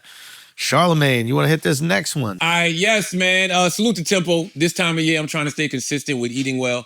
But between work, workouts, and commuting, cooking just isn't happening, okay? Tempo gives me fresh, balanced meals ready in 2 minutes so I can eat the way I want without losing time. Plus, you know, my wife, she loves to cook, but we got 4 babies, so sometimes it's good just to have Tempo in the house, so me and her can have a nice healthy meal, while she's just worried about the kids. Don't worry about us. We'll be fine, baby. We got Tempo. Tempo delivers fresh, chef-crafted, dietitian-approved meals right to your door. Each meal is perfectly positioned for lunch or dinner and ready in just 2 minutes. That means real food, real fast, without the sad desk lunch or drive-through regret. With 20 new recipes every week made from nutrient-rich ingredients, Tempo keeps things exciting and helps you stay consistent with healthy habits.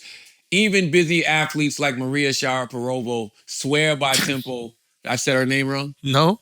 Oh, I hit it? Yeah, perfectly. What did I say, bro? Just say it again. Even busy athletes like Maria Sharapova. Why you get to him like that? Hold on. Even busy athletes like Maria Sharapova. There you go. Swear by Tempo for balanced meals that help them stay on top of their wellness goals. And no matter your goals, there's a Tempo meal for you. Protein-packed meals with up to 30 grams of protein. Calorie-conscious, even GLP-1 balanced meals. It's convenient, but also flexible enough to fit the way you want to eat. For a limited time, Tempo is offering our listeners 60% off your first box. Go to tempomeals.com/idiots. That's tempomeals.com/idiots for 60% off your first box. Tempomeals.com/idiots. Rules and restrictions may apply. Let's get back to the show. You got church announcements. Hezekiah Walker. Yes. Shows. Shout out Nashville, man. Thank you so much for selling out the shows. We'll see you in a few weeks. I'm excited to be back on stage. Man. White Atlanta, baby. White Atlanta. I love that you call it White Atlanta. More shows at theandrewschultz.com. Peace. Yeah. I didn't even mean it like that. Why do people... What happened? What happened? One of my homies from Uganda, man. One of my homies from Uganda hit me up and was telling me that they were watching an episode of Breakfast Club on Netflix. And I said, oh, you're able to see it in Uganda? And they said, yes, of course, we have internet. I didn't mean it like that. That's not how I meant it. Because it's on Netflix. Yes. And you don't know if it was syndicated out there. Yeah, because and I know that they put us in 107 countries. The only countries we're not in is Vietnam and Move your hoodie down so it's not covering the mic right there if you can. I know the only countries we weren't in were Vietnam and Korea. Oh, wow. But I also don't know. If you zip your hoodie up a little bit, No. I also don't know if they I mean, they can tell us that. You don't know till you know, right? Yeah, I think he's projecting a little bit. He thinks that, that's what Americans think of Africa. That's crazy. This is actually a woman, but yes, you're absolutely right. Listen, 2 Chainz, man. Salute to my guy, 2 Chainz. His book, The Voice in My Head is God, is out right now. Let's put the picture up right here because I forgot to bring it with me. But his new book, The Voice in My Head is God, is out right now. It is a fantastic read, man.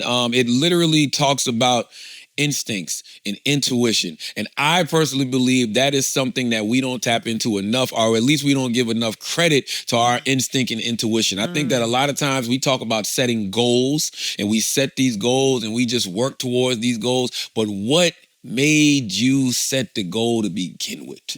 What was that voice in your head that said, man, I want to be a comedian. I want to be a radio personality. I want to be gay and open up a studio for podcasters. Yo. You know what I mean? Like, what was that voice? He didn't choose to be gay. He was talking about Weezy. Damn.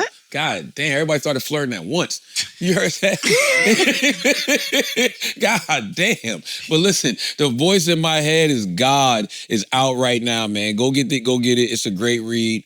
Salute to everybody that came out to Barnes & Noble's Union Square this week. We had a book signing at Barnes & Noble Union Square. It was sold out. Yes, you can sell out a bookstore. You sell out a bookstore, especially Barnes & Noble's Union Square, when I think it's what, that's at capacity. So I think 300 is capacity. You can't have more than 300. So, we had to turn people away. But thank you to people who, well, not turn them away, but, they had to do a turnstile. Get them in, get them out. But thank you to everybody who came out, man. Go get 2 Chainz book, The Voice in My Head is God. Available everywhere you buy books now. Yes. And make sure you watch The Breakfast Club on Netflix. Yes. Allegedly or apparently, when you promote that your show is on a platform, that means you're struggling.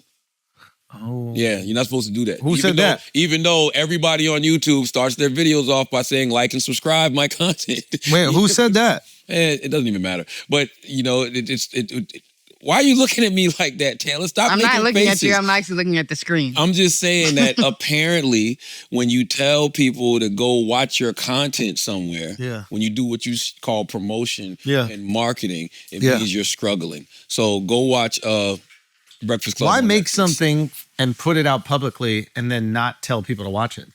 Makes no sense. Like, if you don't care if people watch it, then just don't put it out publicly. That's the whole point. Like, especially if, a show You're proud like, of it, then you should share it as much as you possibly could, right? Nothing wrong with that. in a show like ours that was historically on YouTube as far as the visual is concerned, if we're just putting clips on YouTube now, why wouldn't we tell people where to go find the full video?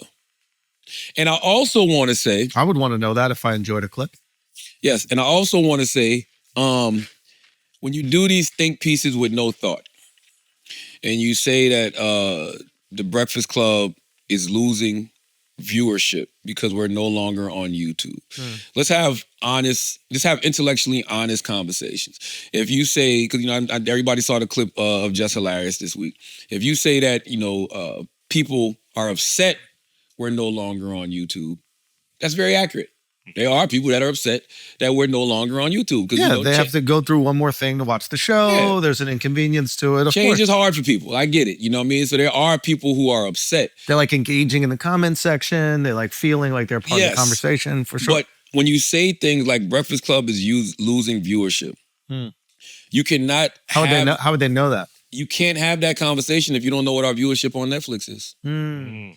I need people to be smarter. That's why I salute to my guy Art. I was talking to Art and I saw Art do a video, but it's like I told Art the same thing. It's like when these people have these conversations about Breakfast Club losing viewership, you got to say, well, what are they doing on Netflix? What are the numbers on Netflix? Charlamagne, let me ask you a question.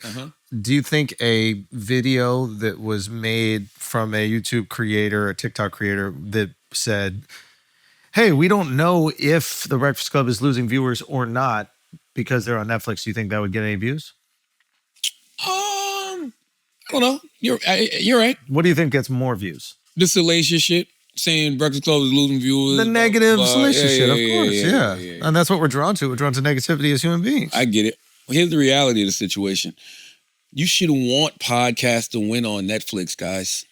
The reason you should want podcasts to win on Netflix is because, and I don't even call them podcasts. There's a great article that came out in the New York Times this week about what exactly Netflix is doing, especially with their originals. I'm quoted in the article a couple of times, and I said it, I think that, that's the vodcast business. In order for it to be a podcast, it has to have the audio component, but that's neither here nor there. What I'm simply saying is, if you are a podcaster who's doing this right now, right? You're watching this video on YouTube, you should be happy that there's more revenue streams opening up. Yep. You should be happy that there's more people who may want to license your content. You should be happy about that. You should be happy it's another revenue stream. You're asking miserable people to be happy, man. And you know too much about mental health to understand that that's possible. Well, I'm trying to give them a reason to be happy. They got to be happy inside first.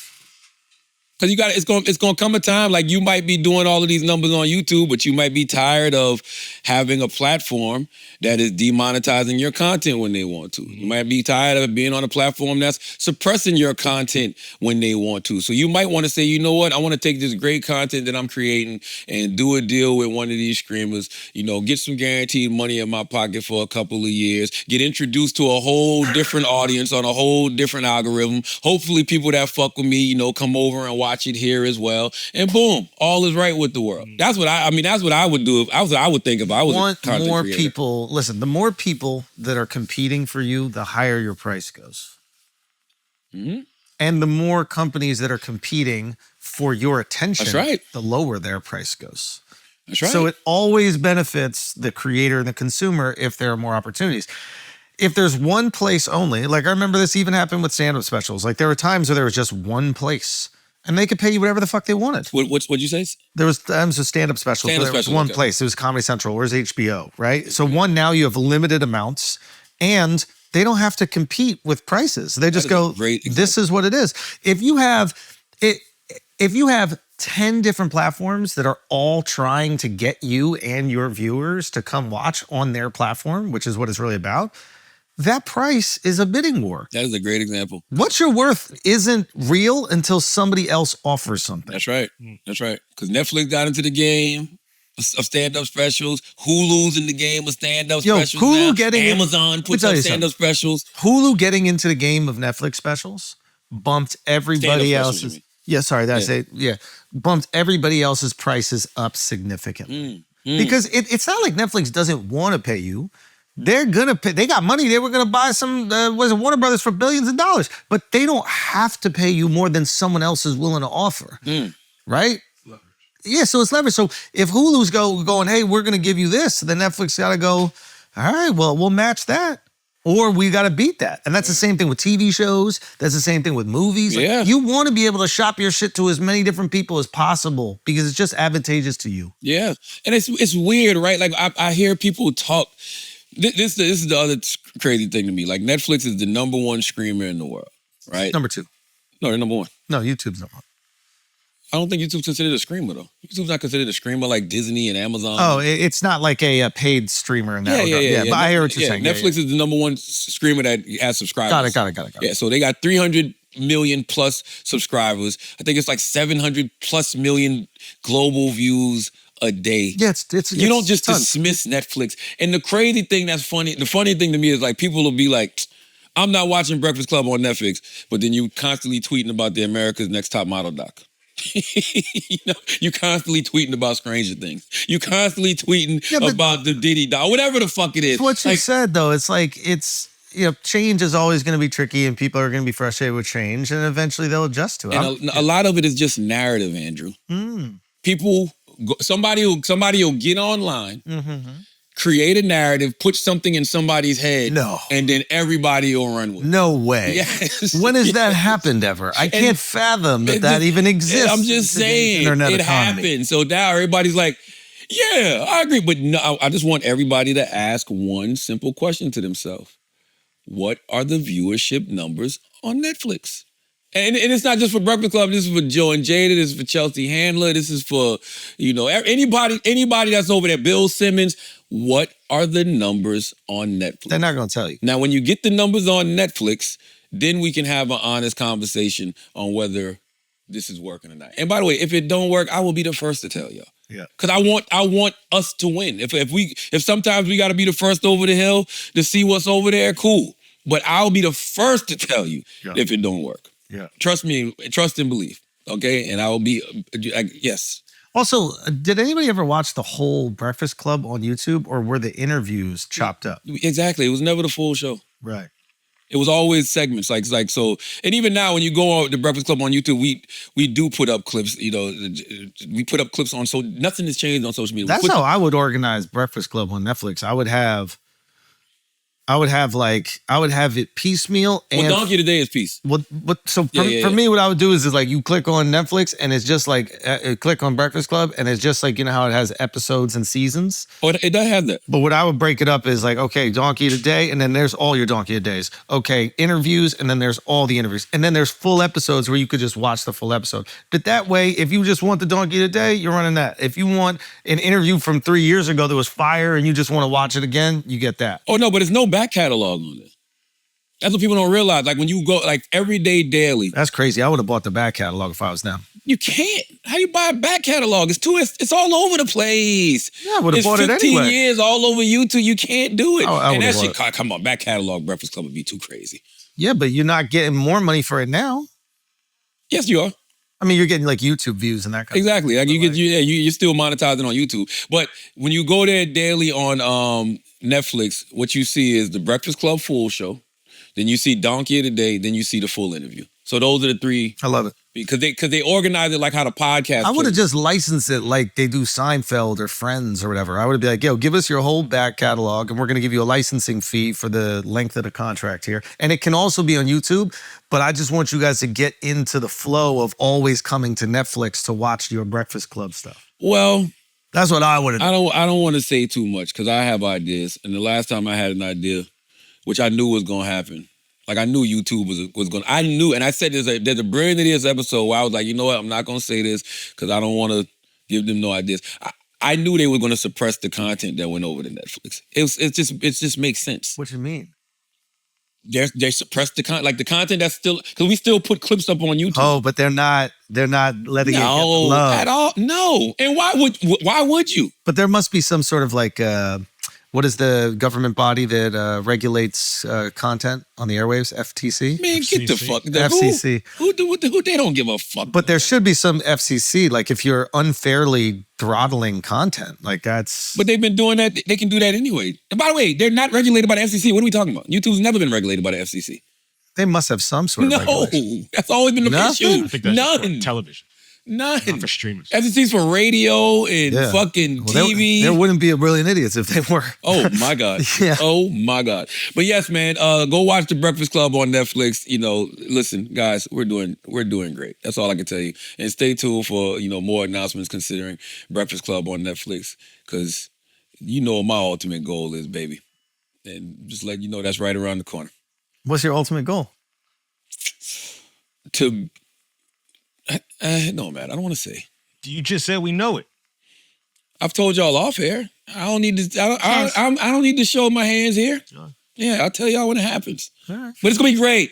Okay, it'll be great. Guys, major announcement. I got a brand new show. It's called AM Mornings. It's a live call-in show. We talk about everything, politics, culture, sports, everything in between. I want to hear from you guys at home. So just head over to AM Mornings on YouTube. That's every Sunday at 11 a.m. And then also I'm throwing another comedy show, Canceled Comedy X. That's the brand. We're throwing a show on March 16th at Barloom here in New York City, Flatiron. So if you're available, if you want to come have laughs, it's a crazy lineup, some familiar faces.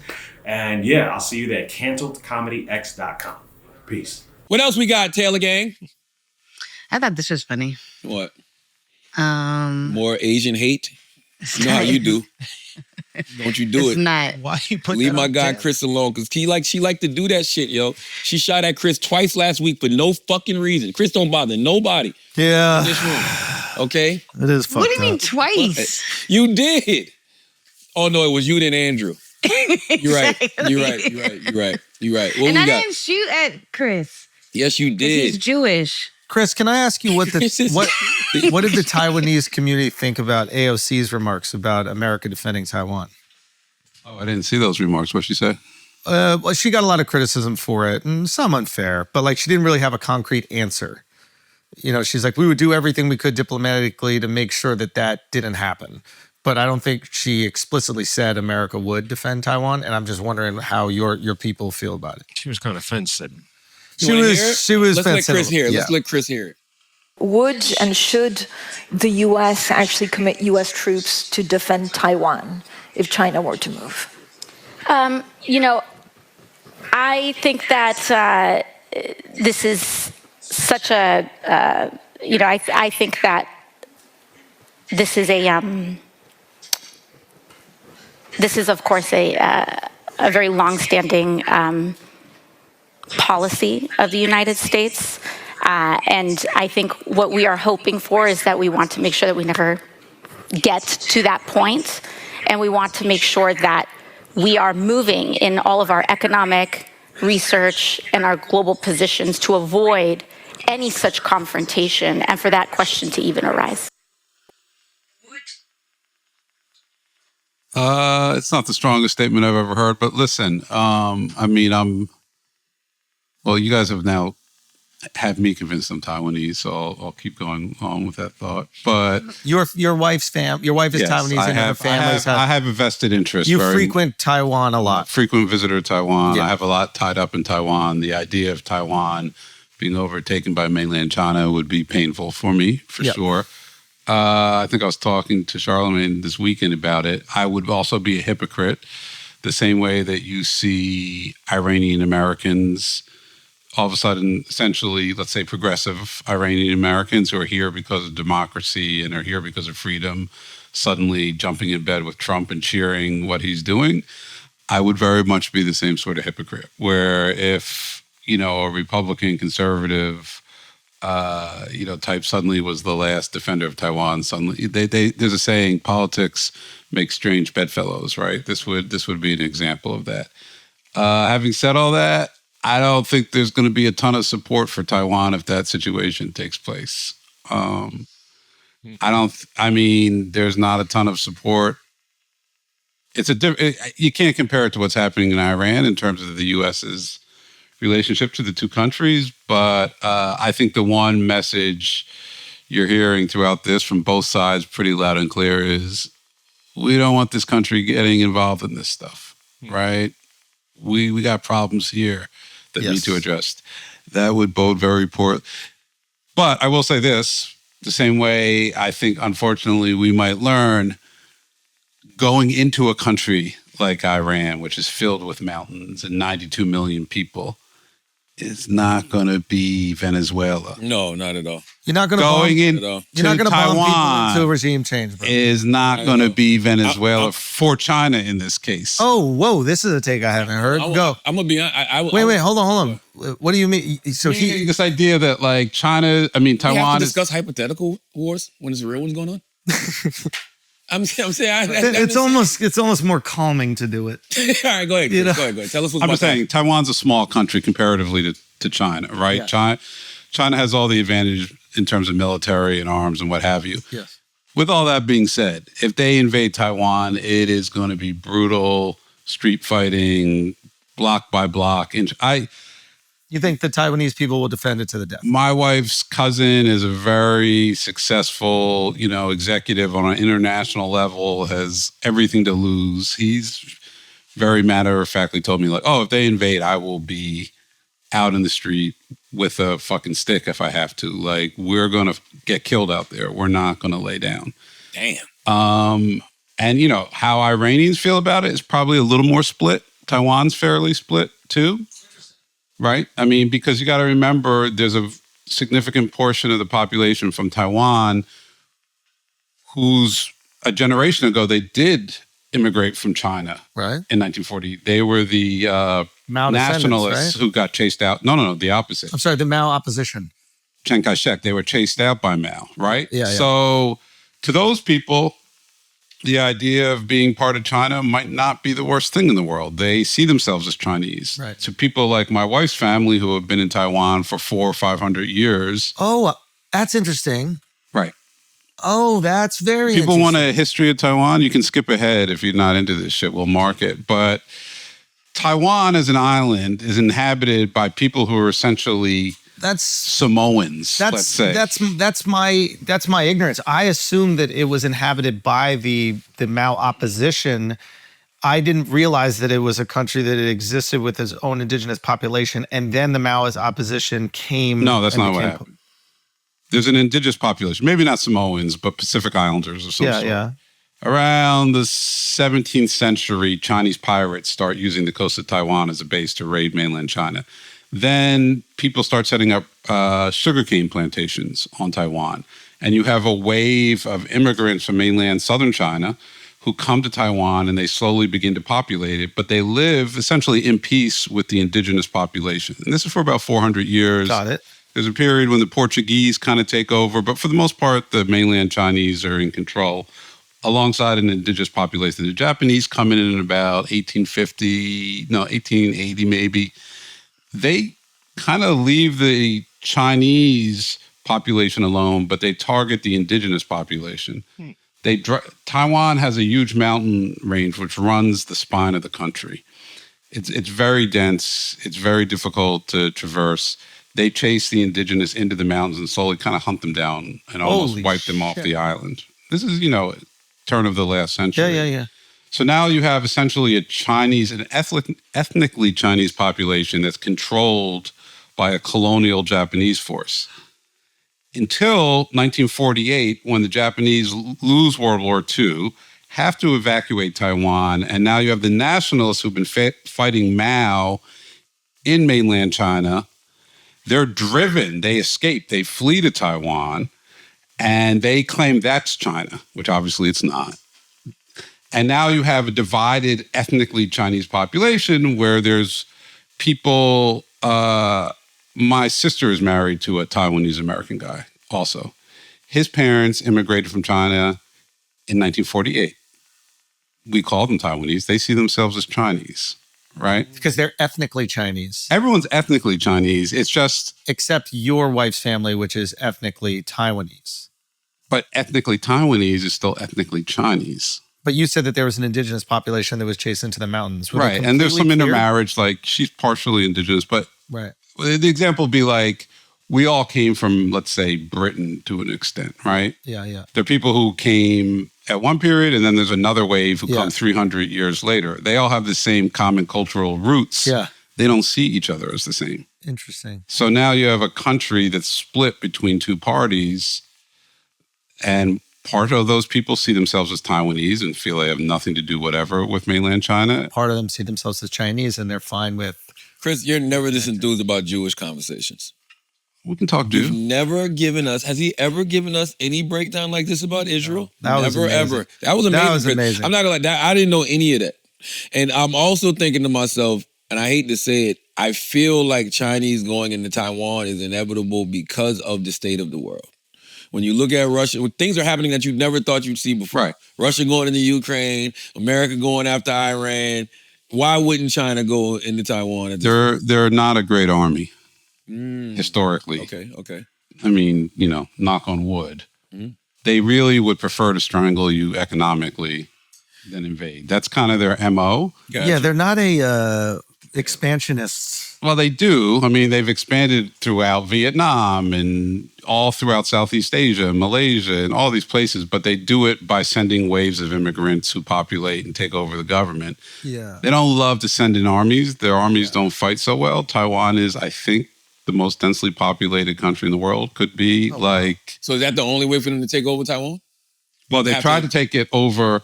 Ironically, the Kuomintang, which is the group that fled Mao after World War II, is now the pro-mainland China party in Taiwan. They've lost power, but the sense was as long as they had power, they would slowly reintegrate themselves. Yeah. It's sort of similar to what you've seen in in Hong Kong. Hong Kong, yeah. Where they've just kind of taken over Hong Kong, and now Hong Kong is no longer an independent country. The problem is you've had generations, even if you see yourself as connected to mainland China culturally, you've had several generations who are free in terms of democracy and free in terms of expression, economic opportunity in a way that you don't get in mainland China. And are they willing to sacrifice that? And that's the big question. Yeah. How bad, that was great. We got to save that for when China invades Taiwan. Oh, because when it happens now, the same way all of a sudden now we're all Iranian experts. But no, you're different, Chris. You've been your You know the family's region. Taiwan. Yes, like you go there. You all go the there time. every year. I would listen to you before I listen to anybody. Well, not anybody, but most people. Well, hopefully my services will not be required. Exactly. How bad is Iran gonna get? I think very bad. Me too. Unless they just back up.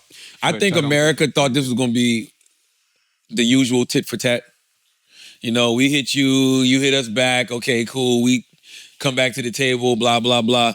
Not this time. Not this time. And it feels like Iran is going to let America punch itself out, basically. Did you see the... I said to someone the other day, this might be the greatest rope-a-dope of all time. Damn. Explain, Chris. Because you'll do it better than me. Did you see the theory about how the U.S. could run low on weapons for its assault on Iran because it just cost us more? This is Afghanistan with the Russians again. Right. They punched themselves out.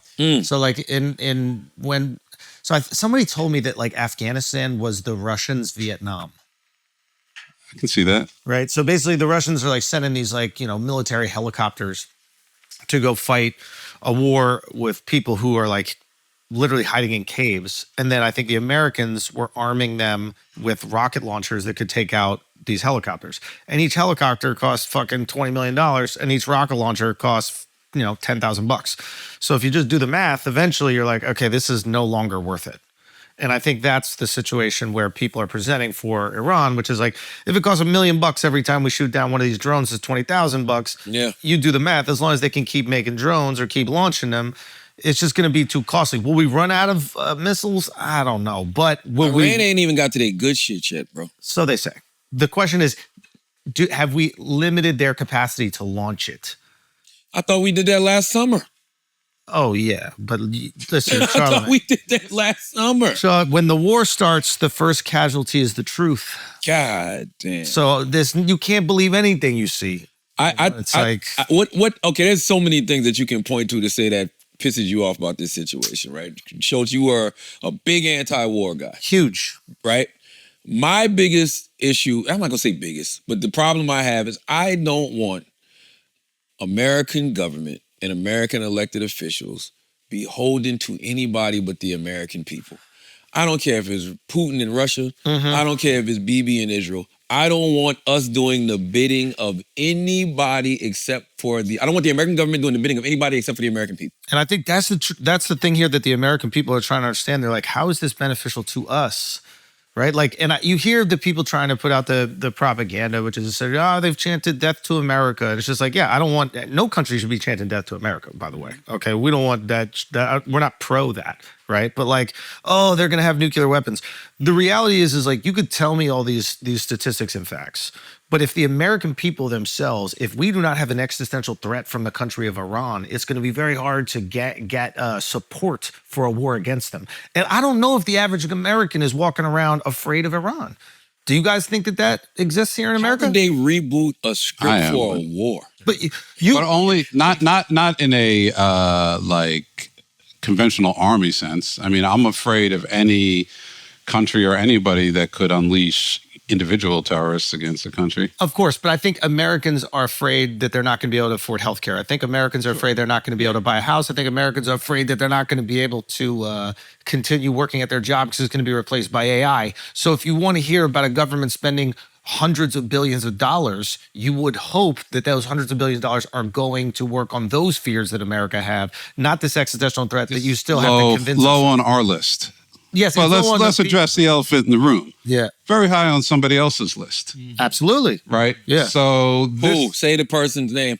The great nation of Israel. And, I think we're at a very dangerous moment, especially for Jews in America, because... Chris, say that you're Jewish just for people who just... For those who don't know, I am a Jew.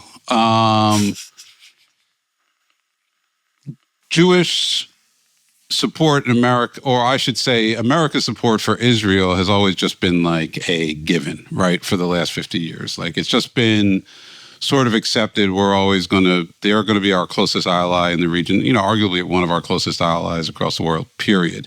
I don't know if it's ever fully been under a microscope, right? It is under a fucking microscope right now. And I think I might have said to you, like, I think they're out over their skis at the moment. And, I want to be very careful in the phrasing.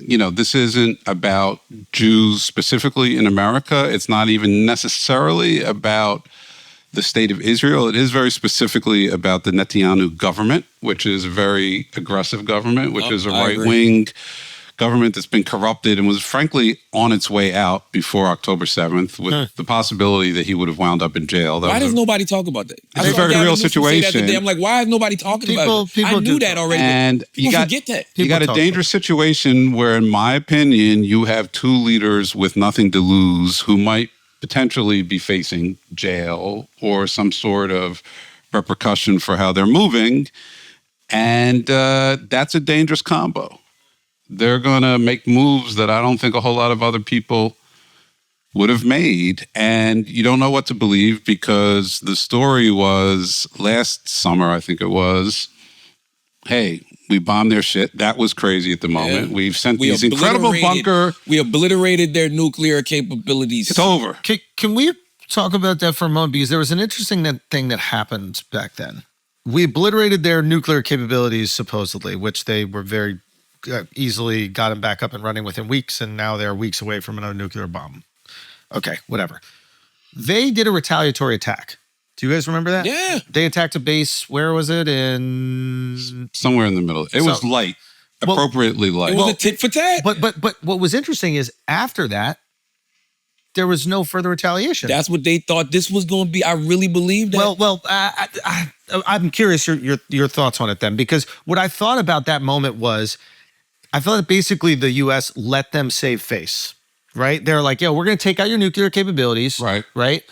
You're saying death to America. We're worried about you nuking us. Who knows if that's even real? Maybe it's Israel's worried about them nuking them and we're doing it for them. But they go to attack us. They let us know before the attack happens, and then we let them save face.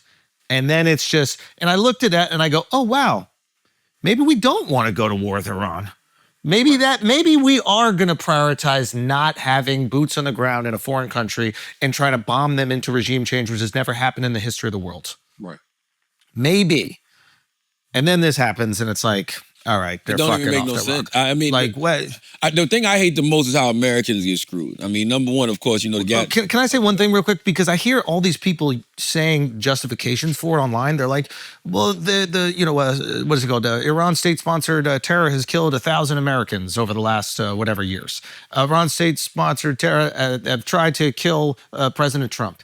And oppressing the people. And they're oppressing. But like, what I don't understand is all these things happened before when we struck the nuclear facility. Right. What has changed between then and now? I can tell you what changed. Well, but do you understand what I'm saying? It's like all of a sudden this propaganda is coming out where like we had to do this because of what they've done. Well, I will say there have been a lot of people who have always been speaking out for the people of Iran and have actually been screaming and begging for America to intervene. Let's be very clear. And get rid of the leadership in Iran. I don't think there's, again, I can't speak for all Americans, but I doubt there's anybody in America that doesn't want the people of Iran to be liberated from an incredibly oppressive regime. The question is it worth thousands and thousands of American lives and hundreds of billions of American taxpayer dollars to do it? Yeah, and I just think it's wild when I hear people. I think it's wild when I hear people who are in support of the Iranian people, and they say, I want them to get a taste of the democracy that we've experienced here in America. Sure. But can we also acknowledge that our democracy here in America is looking very shaky right now? Yeah, you don't want this version. No. There's a better version of this. Like this is better than what you got now. The guy you're cheering to go do it is literally threatening our democracy. But I guess here. What I said is I wouldn't be critical of a person who is Persian, right? Who like wants to see their family liberated. Like my criticism is not of you. I completely get that. I understand that.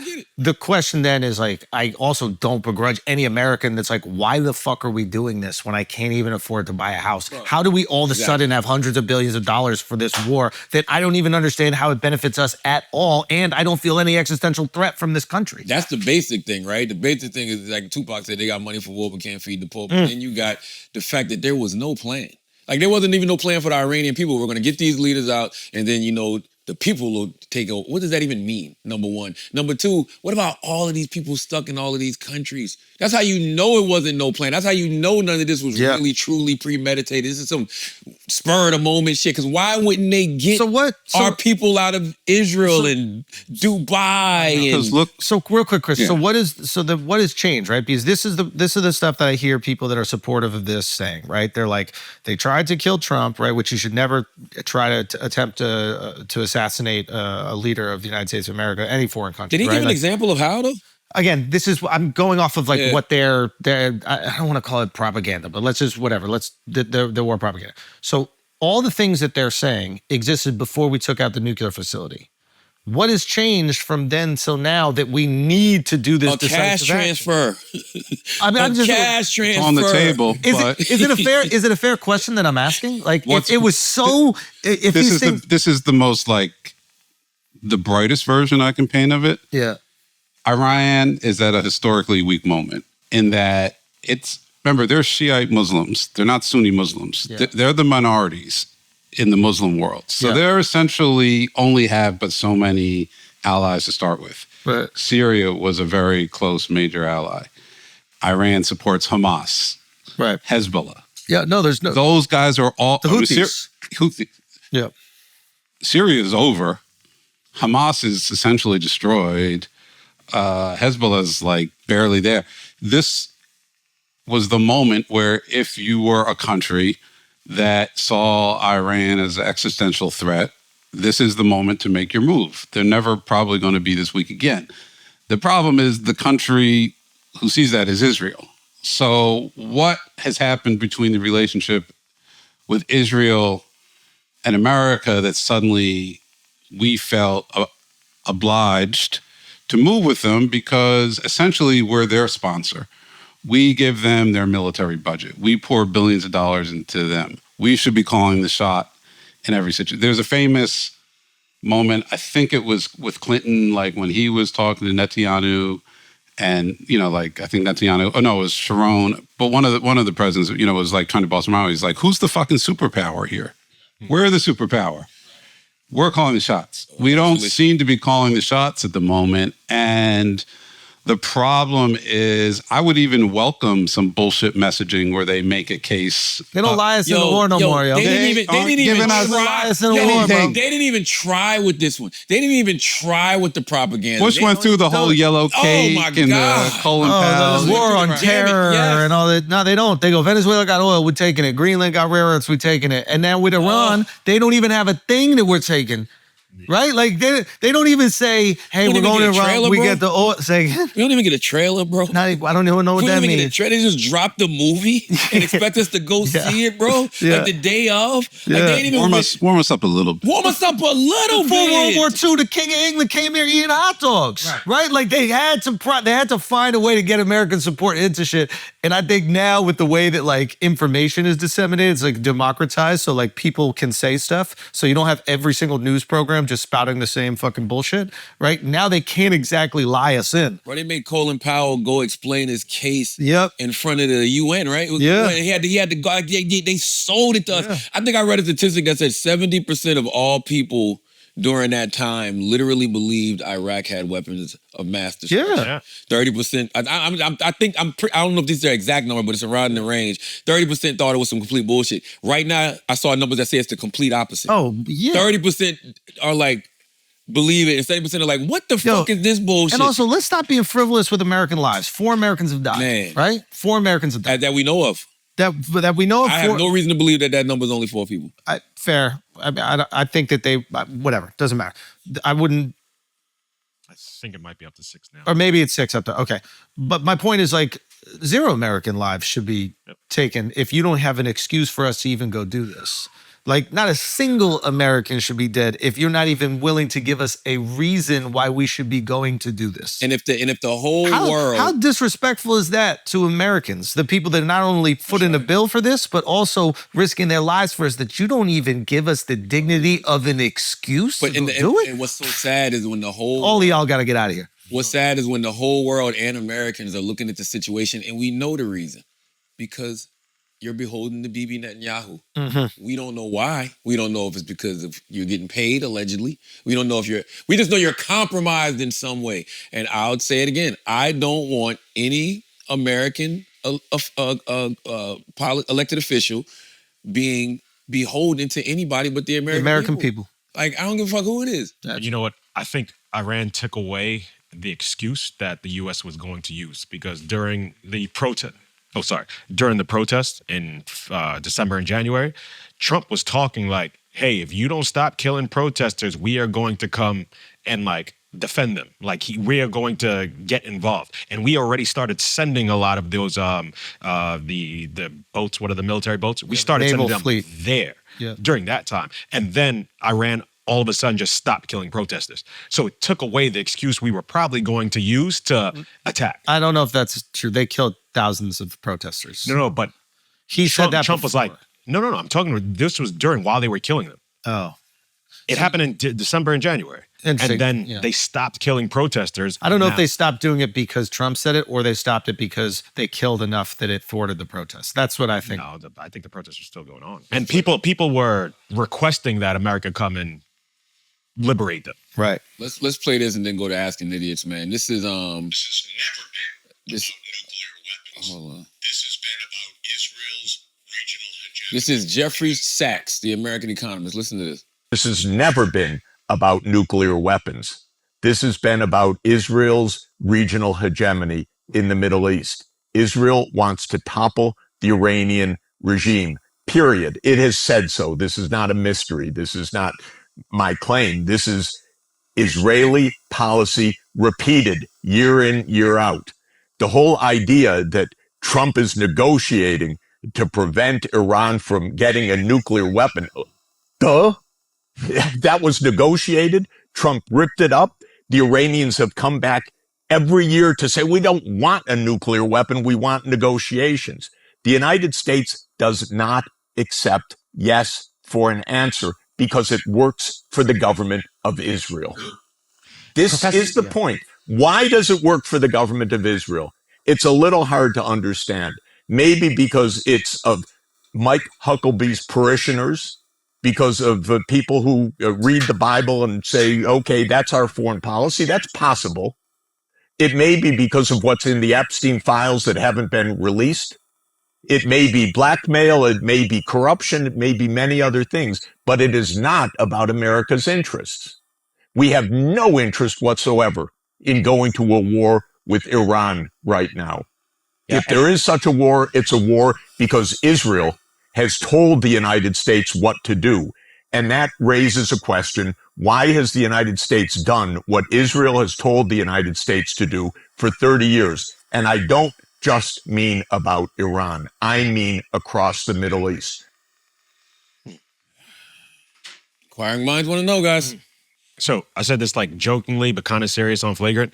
America should annex Israel the same way like we want to take over Greenland and just take all of Venezuela's resources. Like if they had to start paying taxes and we got But see, I agree with Chris. I don't think you should punish the whole state of Israel because of why would that be having a punishment? madman in charge. Well, why would that be punishment? To be part of I don't even know what annex means. to be honest. It's sounds a like you- punishment. What he wants to do to Greenland, right? It's a punishment because it would go against what the desire for having your own nation state is. That's why they would see it as a punishment. Well, it would also keep us literally physically vested in like the most volatile place in the earth. That's And another. We're doing it already. But we don't need to. Can I ask y'all a question? But that's the thing. If All right. we're going to Can I do ask it, at y'all a least serious we would question? get Yes. something out of You it. may ask us a serious. Does Israel need regime change, Chris? Oh yeah, 100%. Okay. Yeah, Netanyahu is taking them to the brink right now, and I don't know. They probably see it differently. I understand if you lived in Israel, my cousin lives in Israel, his family lives in Israel. I'm sure they are legitimately afraid of the threat of Iran. I get all that. That's also reasonable. It's for not them to be afraid of it. It's Like, not unreasonable, Yeah. but even with like what Sachs was saying, like the diplomatic attempt to solve this. This is when Trump hires or assigns unqualified people to important jobs just because they're yes men. We're seeing the results of that right now. Who are the special envoys? Steve Witkoff Jared Kushner. Yeah, but right now you're bailing out Trump, kind of. It's like I know, he's- but I'm he's just ultimately. I don't think so. But my point is that these are like real estate guys. yes, I know. I guess what I'm saying is like ultimately he's the responsible party for the decision. Oh, I'm And just it's like, showing you we're not how skirting- incompetent he is. Yes. Because he doesn't care about putting the best people. I'm not saying a seasoned 50-year veteran of these conversations might have landed us in a different place. But when you literally send in your real estate buddies into the most volatile place of the world. And American lives are at stake. With American like 6 Americans died, bro. Like Right. this is what I think we've Pete become. Hegseth. We've He's a become fucking Fox News guy, man. He Yeah. shouldn't be the Secretary of War. Why isn't this shit working? Guys, I think we've become desensitized to the amount of deaths in war, right? Like we hear these staggering numbers coming out of Gaza, staggering numbers coming out of Ukraine, Russia. It's like Bro, think about the girls in Iran. What it said, 151 girls got killed. 167 girls. 167 girls. Like we just just think about that. You got daughters. We got kids. They're in school. Just think about that. Your kids. So this is the argument that people make why you can't bomb people into regime change. Bombing people is going to actually unite them against the party that's infuriated. bombing them. Yeah. By the way, for They're gonna rally. Yeah. Oh. By the way, for generation, not just for the 100%. moment, for generations, it's up. Murder Inc. versus 50 Cent. Yeah. It's up. Yeah. For generations, bro. Yeah. Let's do some Asking Idiots. Taylor Gang. Taylor Gang. Gotta get home to Lil P. Lil P called me this morning, 9 months old, already using the phone. Like, yo, make sure mommy get home at a reasonable time. He said before 7:30. I so do think- though because he's teething and the babysitter He told said me that. like He said that this morning. No, he did. He was like, yo, I'm over here. I said, what's wrong, man? He's like, I'm over here teething. I said, damn, that's crazy. He said, you tried to put some liquor on his gums last night. He wasn't having it.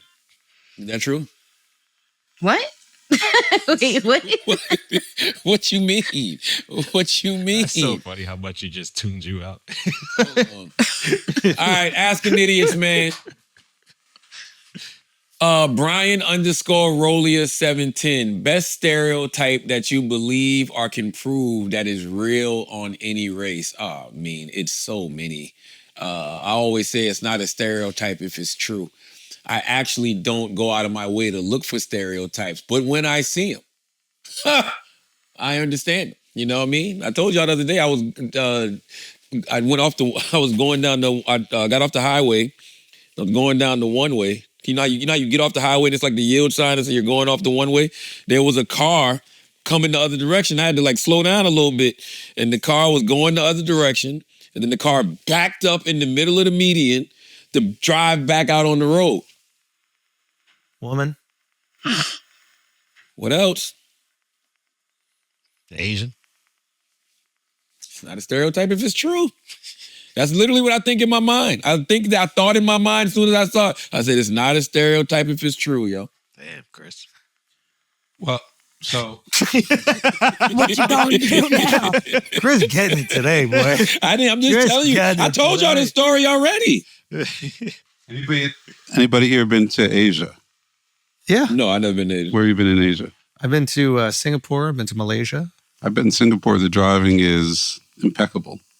But it's self-driving cars. Aren't the cars driving themselves? No, I don't know.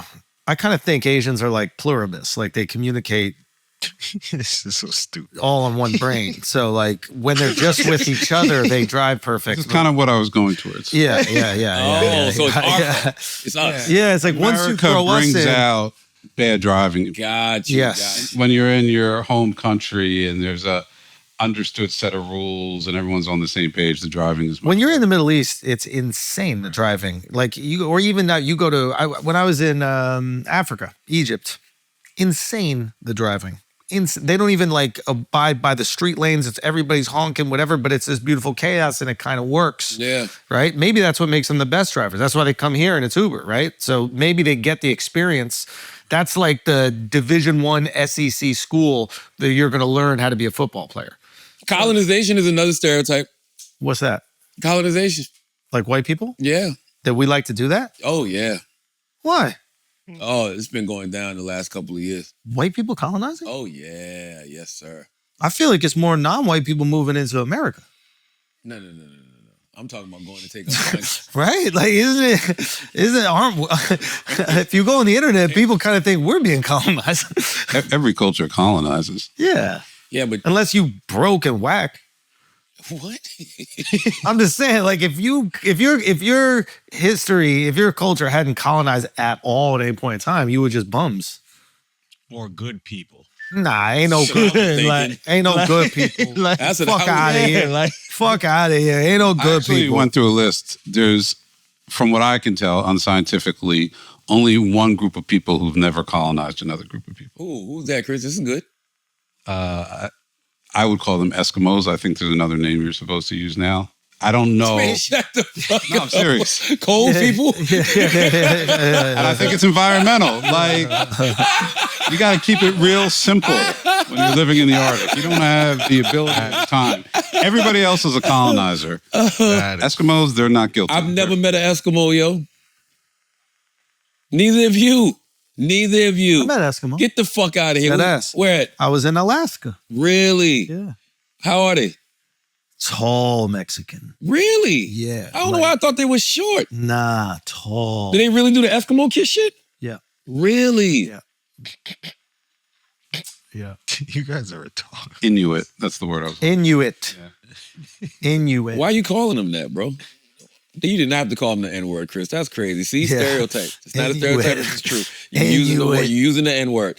Say Quay Merc _. What's something you did that was ridiculous, but it brought you a lot of joy? This podcast. Yeah. Every week we risk it all. 100%. I mean, we've been risking 100%. it all 100%. every week for 13 years. Isn't that crazy? But it brings so much joy. No, but isn't that crazy? For 13 years, we come here. We say shit that is way too wild for how known we are and how much we have to lose. And forget we recorded, forget And then- we on video. It's too much. It's Why do too we do much, this man. to ourselves? That's awesome. But we are, it's like, It's too much, guys. Yeah. It's too much. It's actually ridiculous. But it brings so much joy. My week don't go the same, I yo. know. I gotta come in here and just I get dump. itchy. I get That's itchy. it. Yeah. Let me just dump. Let me just put Get it out. Dump. I just want to dump. Let me put it out there, guys. Okay? Get it out. You know what I mean? And we're still on YouTube, so you can leave comments and talk shit. You know what I mean? We're the ones that should actually go to Netflix. Kinda right, You bro. know what I'm saying? No, you're kinda We right. should actually go to Netflix so Right. y'all can shut the fuck up. No, you're Okay? kinda right. But we're not gonna do that. Nah, we're out that's here. part of it. We're out here. That's also what makes it ridiculous. We come here every week, risk it all, and then let these people have an opinion on it. we're doing too much. Oh, How much are we doing? too How much are we doing? Too much. Too much. Too much. It's crazy. Major.Catrice says, what is something or someone you have seen that does not get enough credit? Oh, so many. I mean, where do you begin? Like, you gotta give me industry. You gotta break it down. Like, man, there's a lot of people I think don't get enough credit. One of the most recent, I think, Reverend Jesse Jackson is a person who didn't get enough credit. I think that people had a perception, especially a lot of black people had a perception of him that I don't think was true or fair. And you know, that's why I've liked a lot of the audio that has come out from the Honorable Minister Louis Farrakhan, where he's just basically telling you, watch your mouth about Jesse Jackson. You know what I'm saying? And like, you know, they had their differences, but they were brothers. But he's like, yo, watch your mouth about Jesse Jackson, because you simply have not done as much as him when it comes to the advancement of black people. Yes. Like, watch your fuck. And he's literally like, I mean, of course he don't say watch your fucking mouth, but that's what he's essentially saying, watch your mouth. So I think he's somebody that doesn't get enough credit. Another person that I don't think get enough credit, told y'all last week, Sheik Luch, goddammit. Yo, shout out Sheik, man. Okay. Shout out Sheik Sheik. Luch don't get enough credit. Give him his flowers, bro. Sheik Luch has had some of the most classic verses on some of the most classic records. I was hating. I was big. I was hating. Big hating. I was hating. Big hating. And I'll stand on this. You can go back and listen to some of them old Locks freestyles, you know, like You'll See with the Locks and Biggie. Go listen to the Locks Over Cream. Yo, Sheik was smoking shit. Smoking shit, bruh. So shout out to Sheik. What about you? What's something or someone you have seen that does not get enough credit? Those hookers that handled Stephen Hawking on Epstein's Island. I don't believe that. I don't believe that. Somebody showed me the pictures. I don't believe that. There's a pic. I don't believe that. I don't believe those pictures are real. The fuck were they doing to Stephen Hawking? You believe all those conspiracies, but you don't believe that. Nah, bro. Nah. Because there's too many questions that need to be answered, bro. Yeah. Did Steve, he's alive, right? No. Oh, he died. No. Did his dick work? Yeah. How do we know? They know. There was 2 of them. I need to talk to them, yo. You know he right? What? God loves black holes. This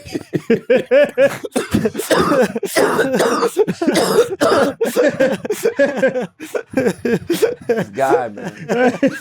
You should get paid to do this, bro. This guy, man. Oscar B. Savage on him. Yeah, you know what? You're right, man. That was ridiculous. As always, if you listen to this podcast, you think we're smart, you think we're brilliant, you think we're... Hold on, man. Hold on, man. Yo, come on, bro. As always, Come if you on, listen bro. to We this podcast, outside. you think we're smart, you think we're intelligent, you think we're brilliant, you're absolutely right. But if you think we're just a couple idiots who don't know shit, you're right, too. It's the Brilliant Idiots Podcast. Thank you for listening.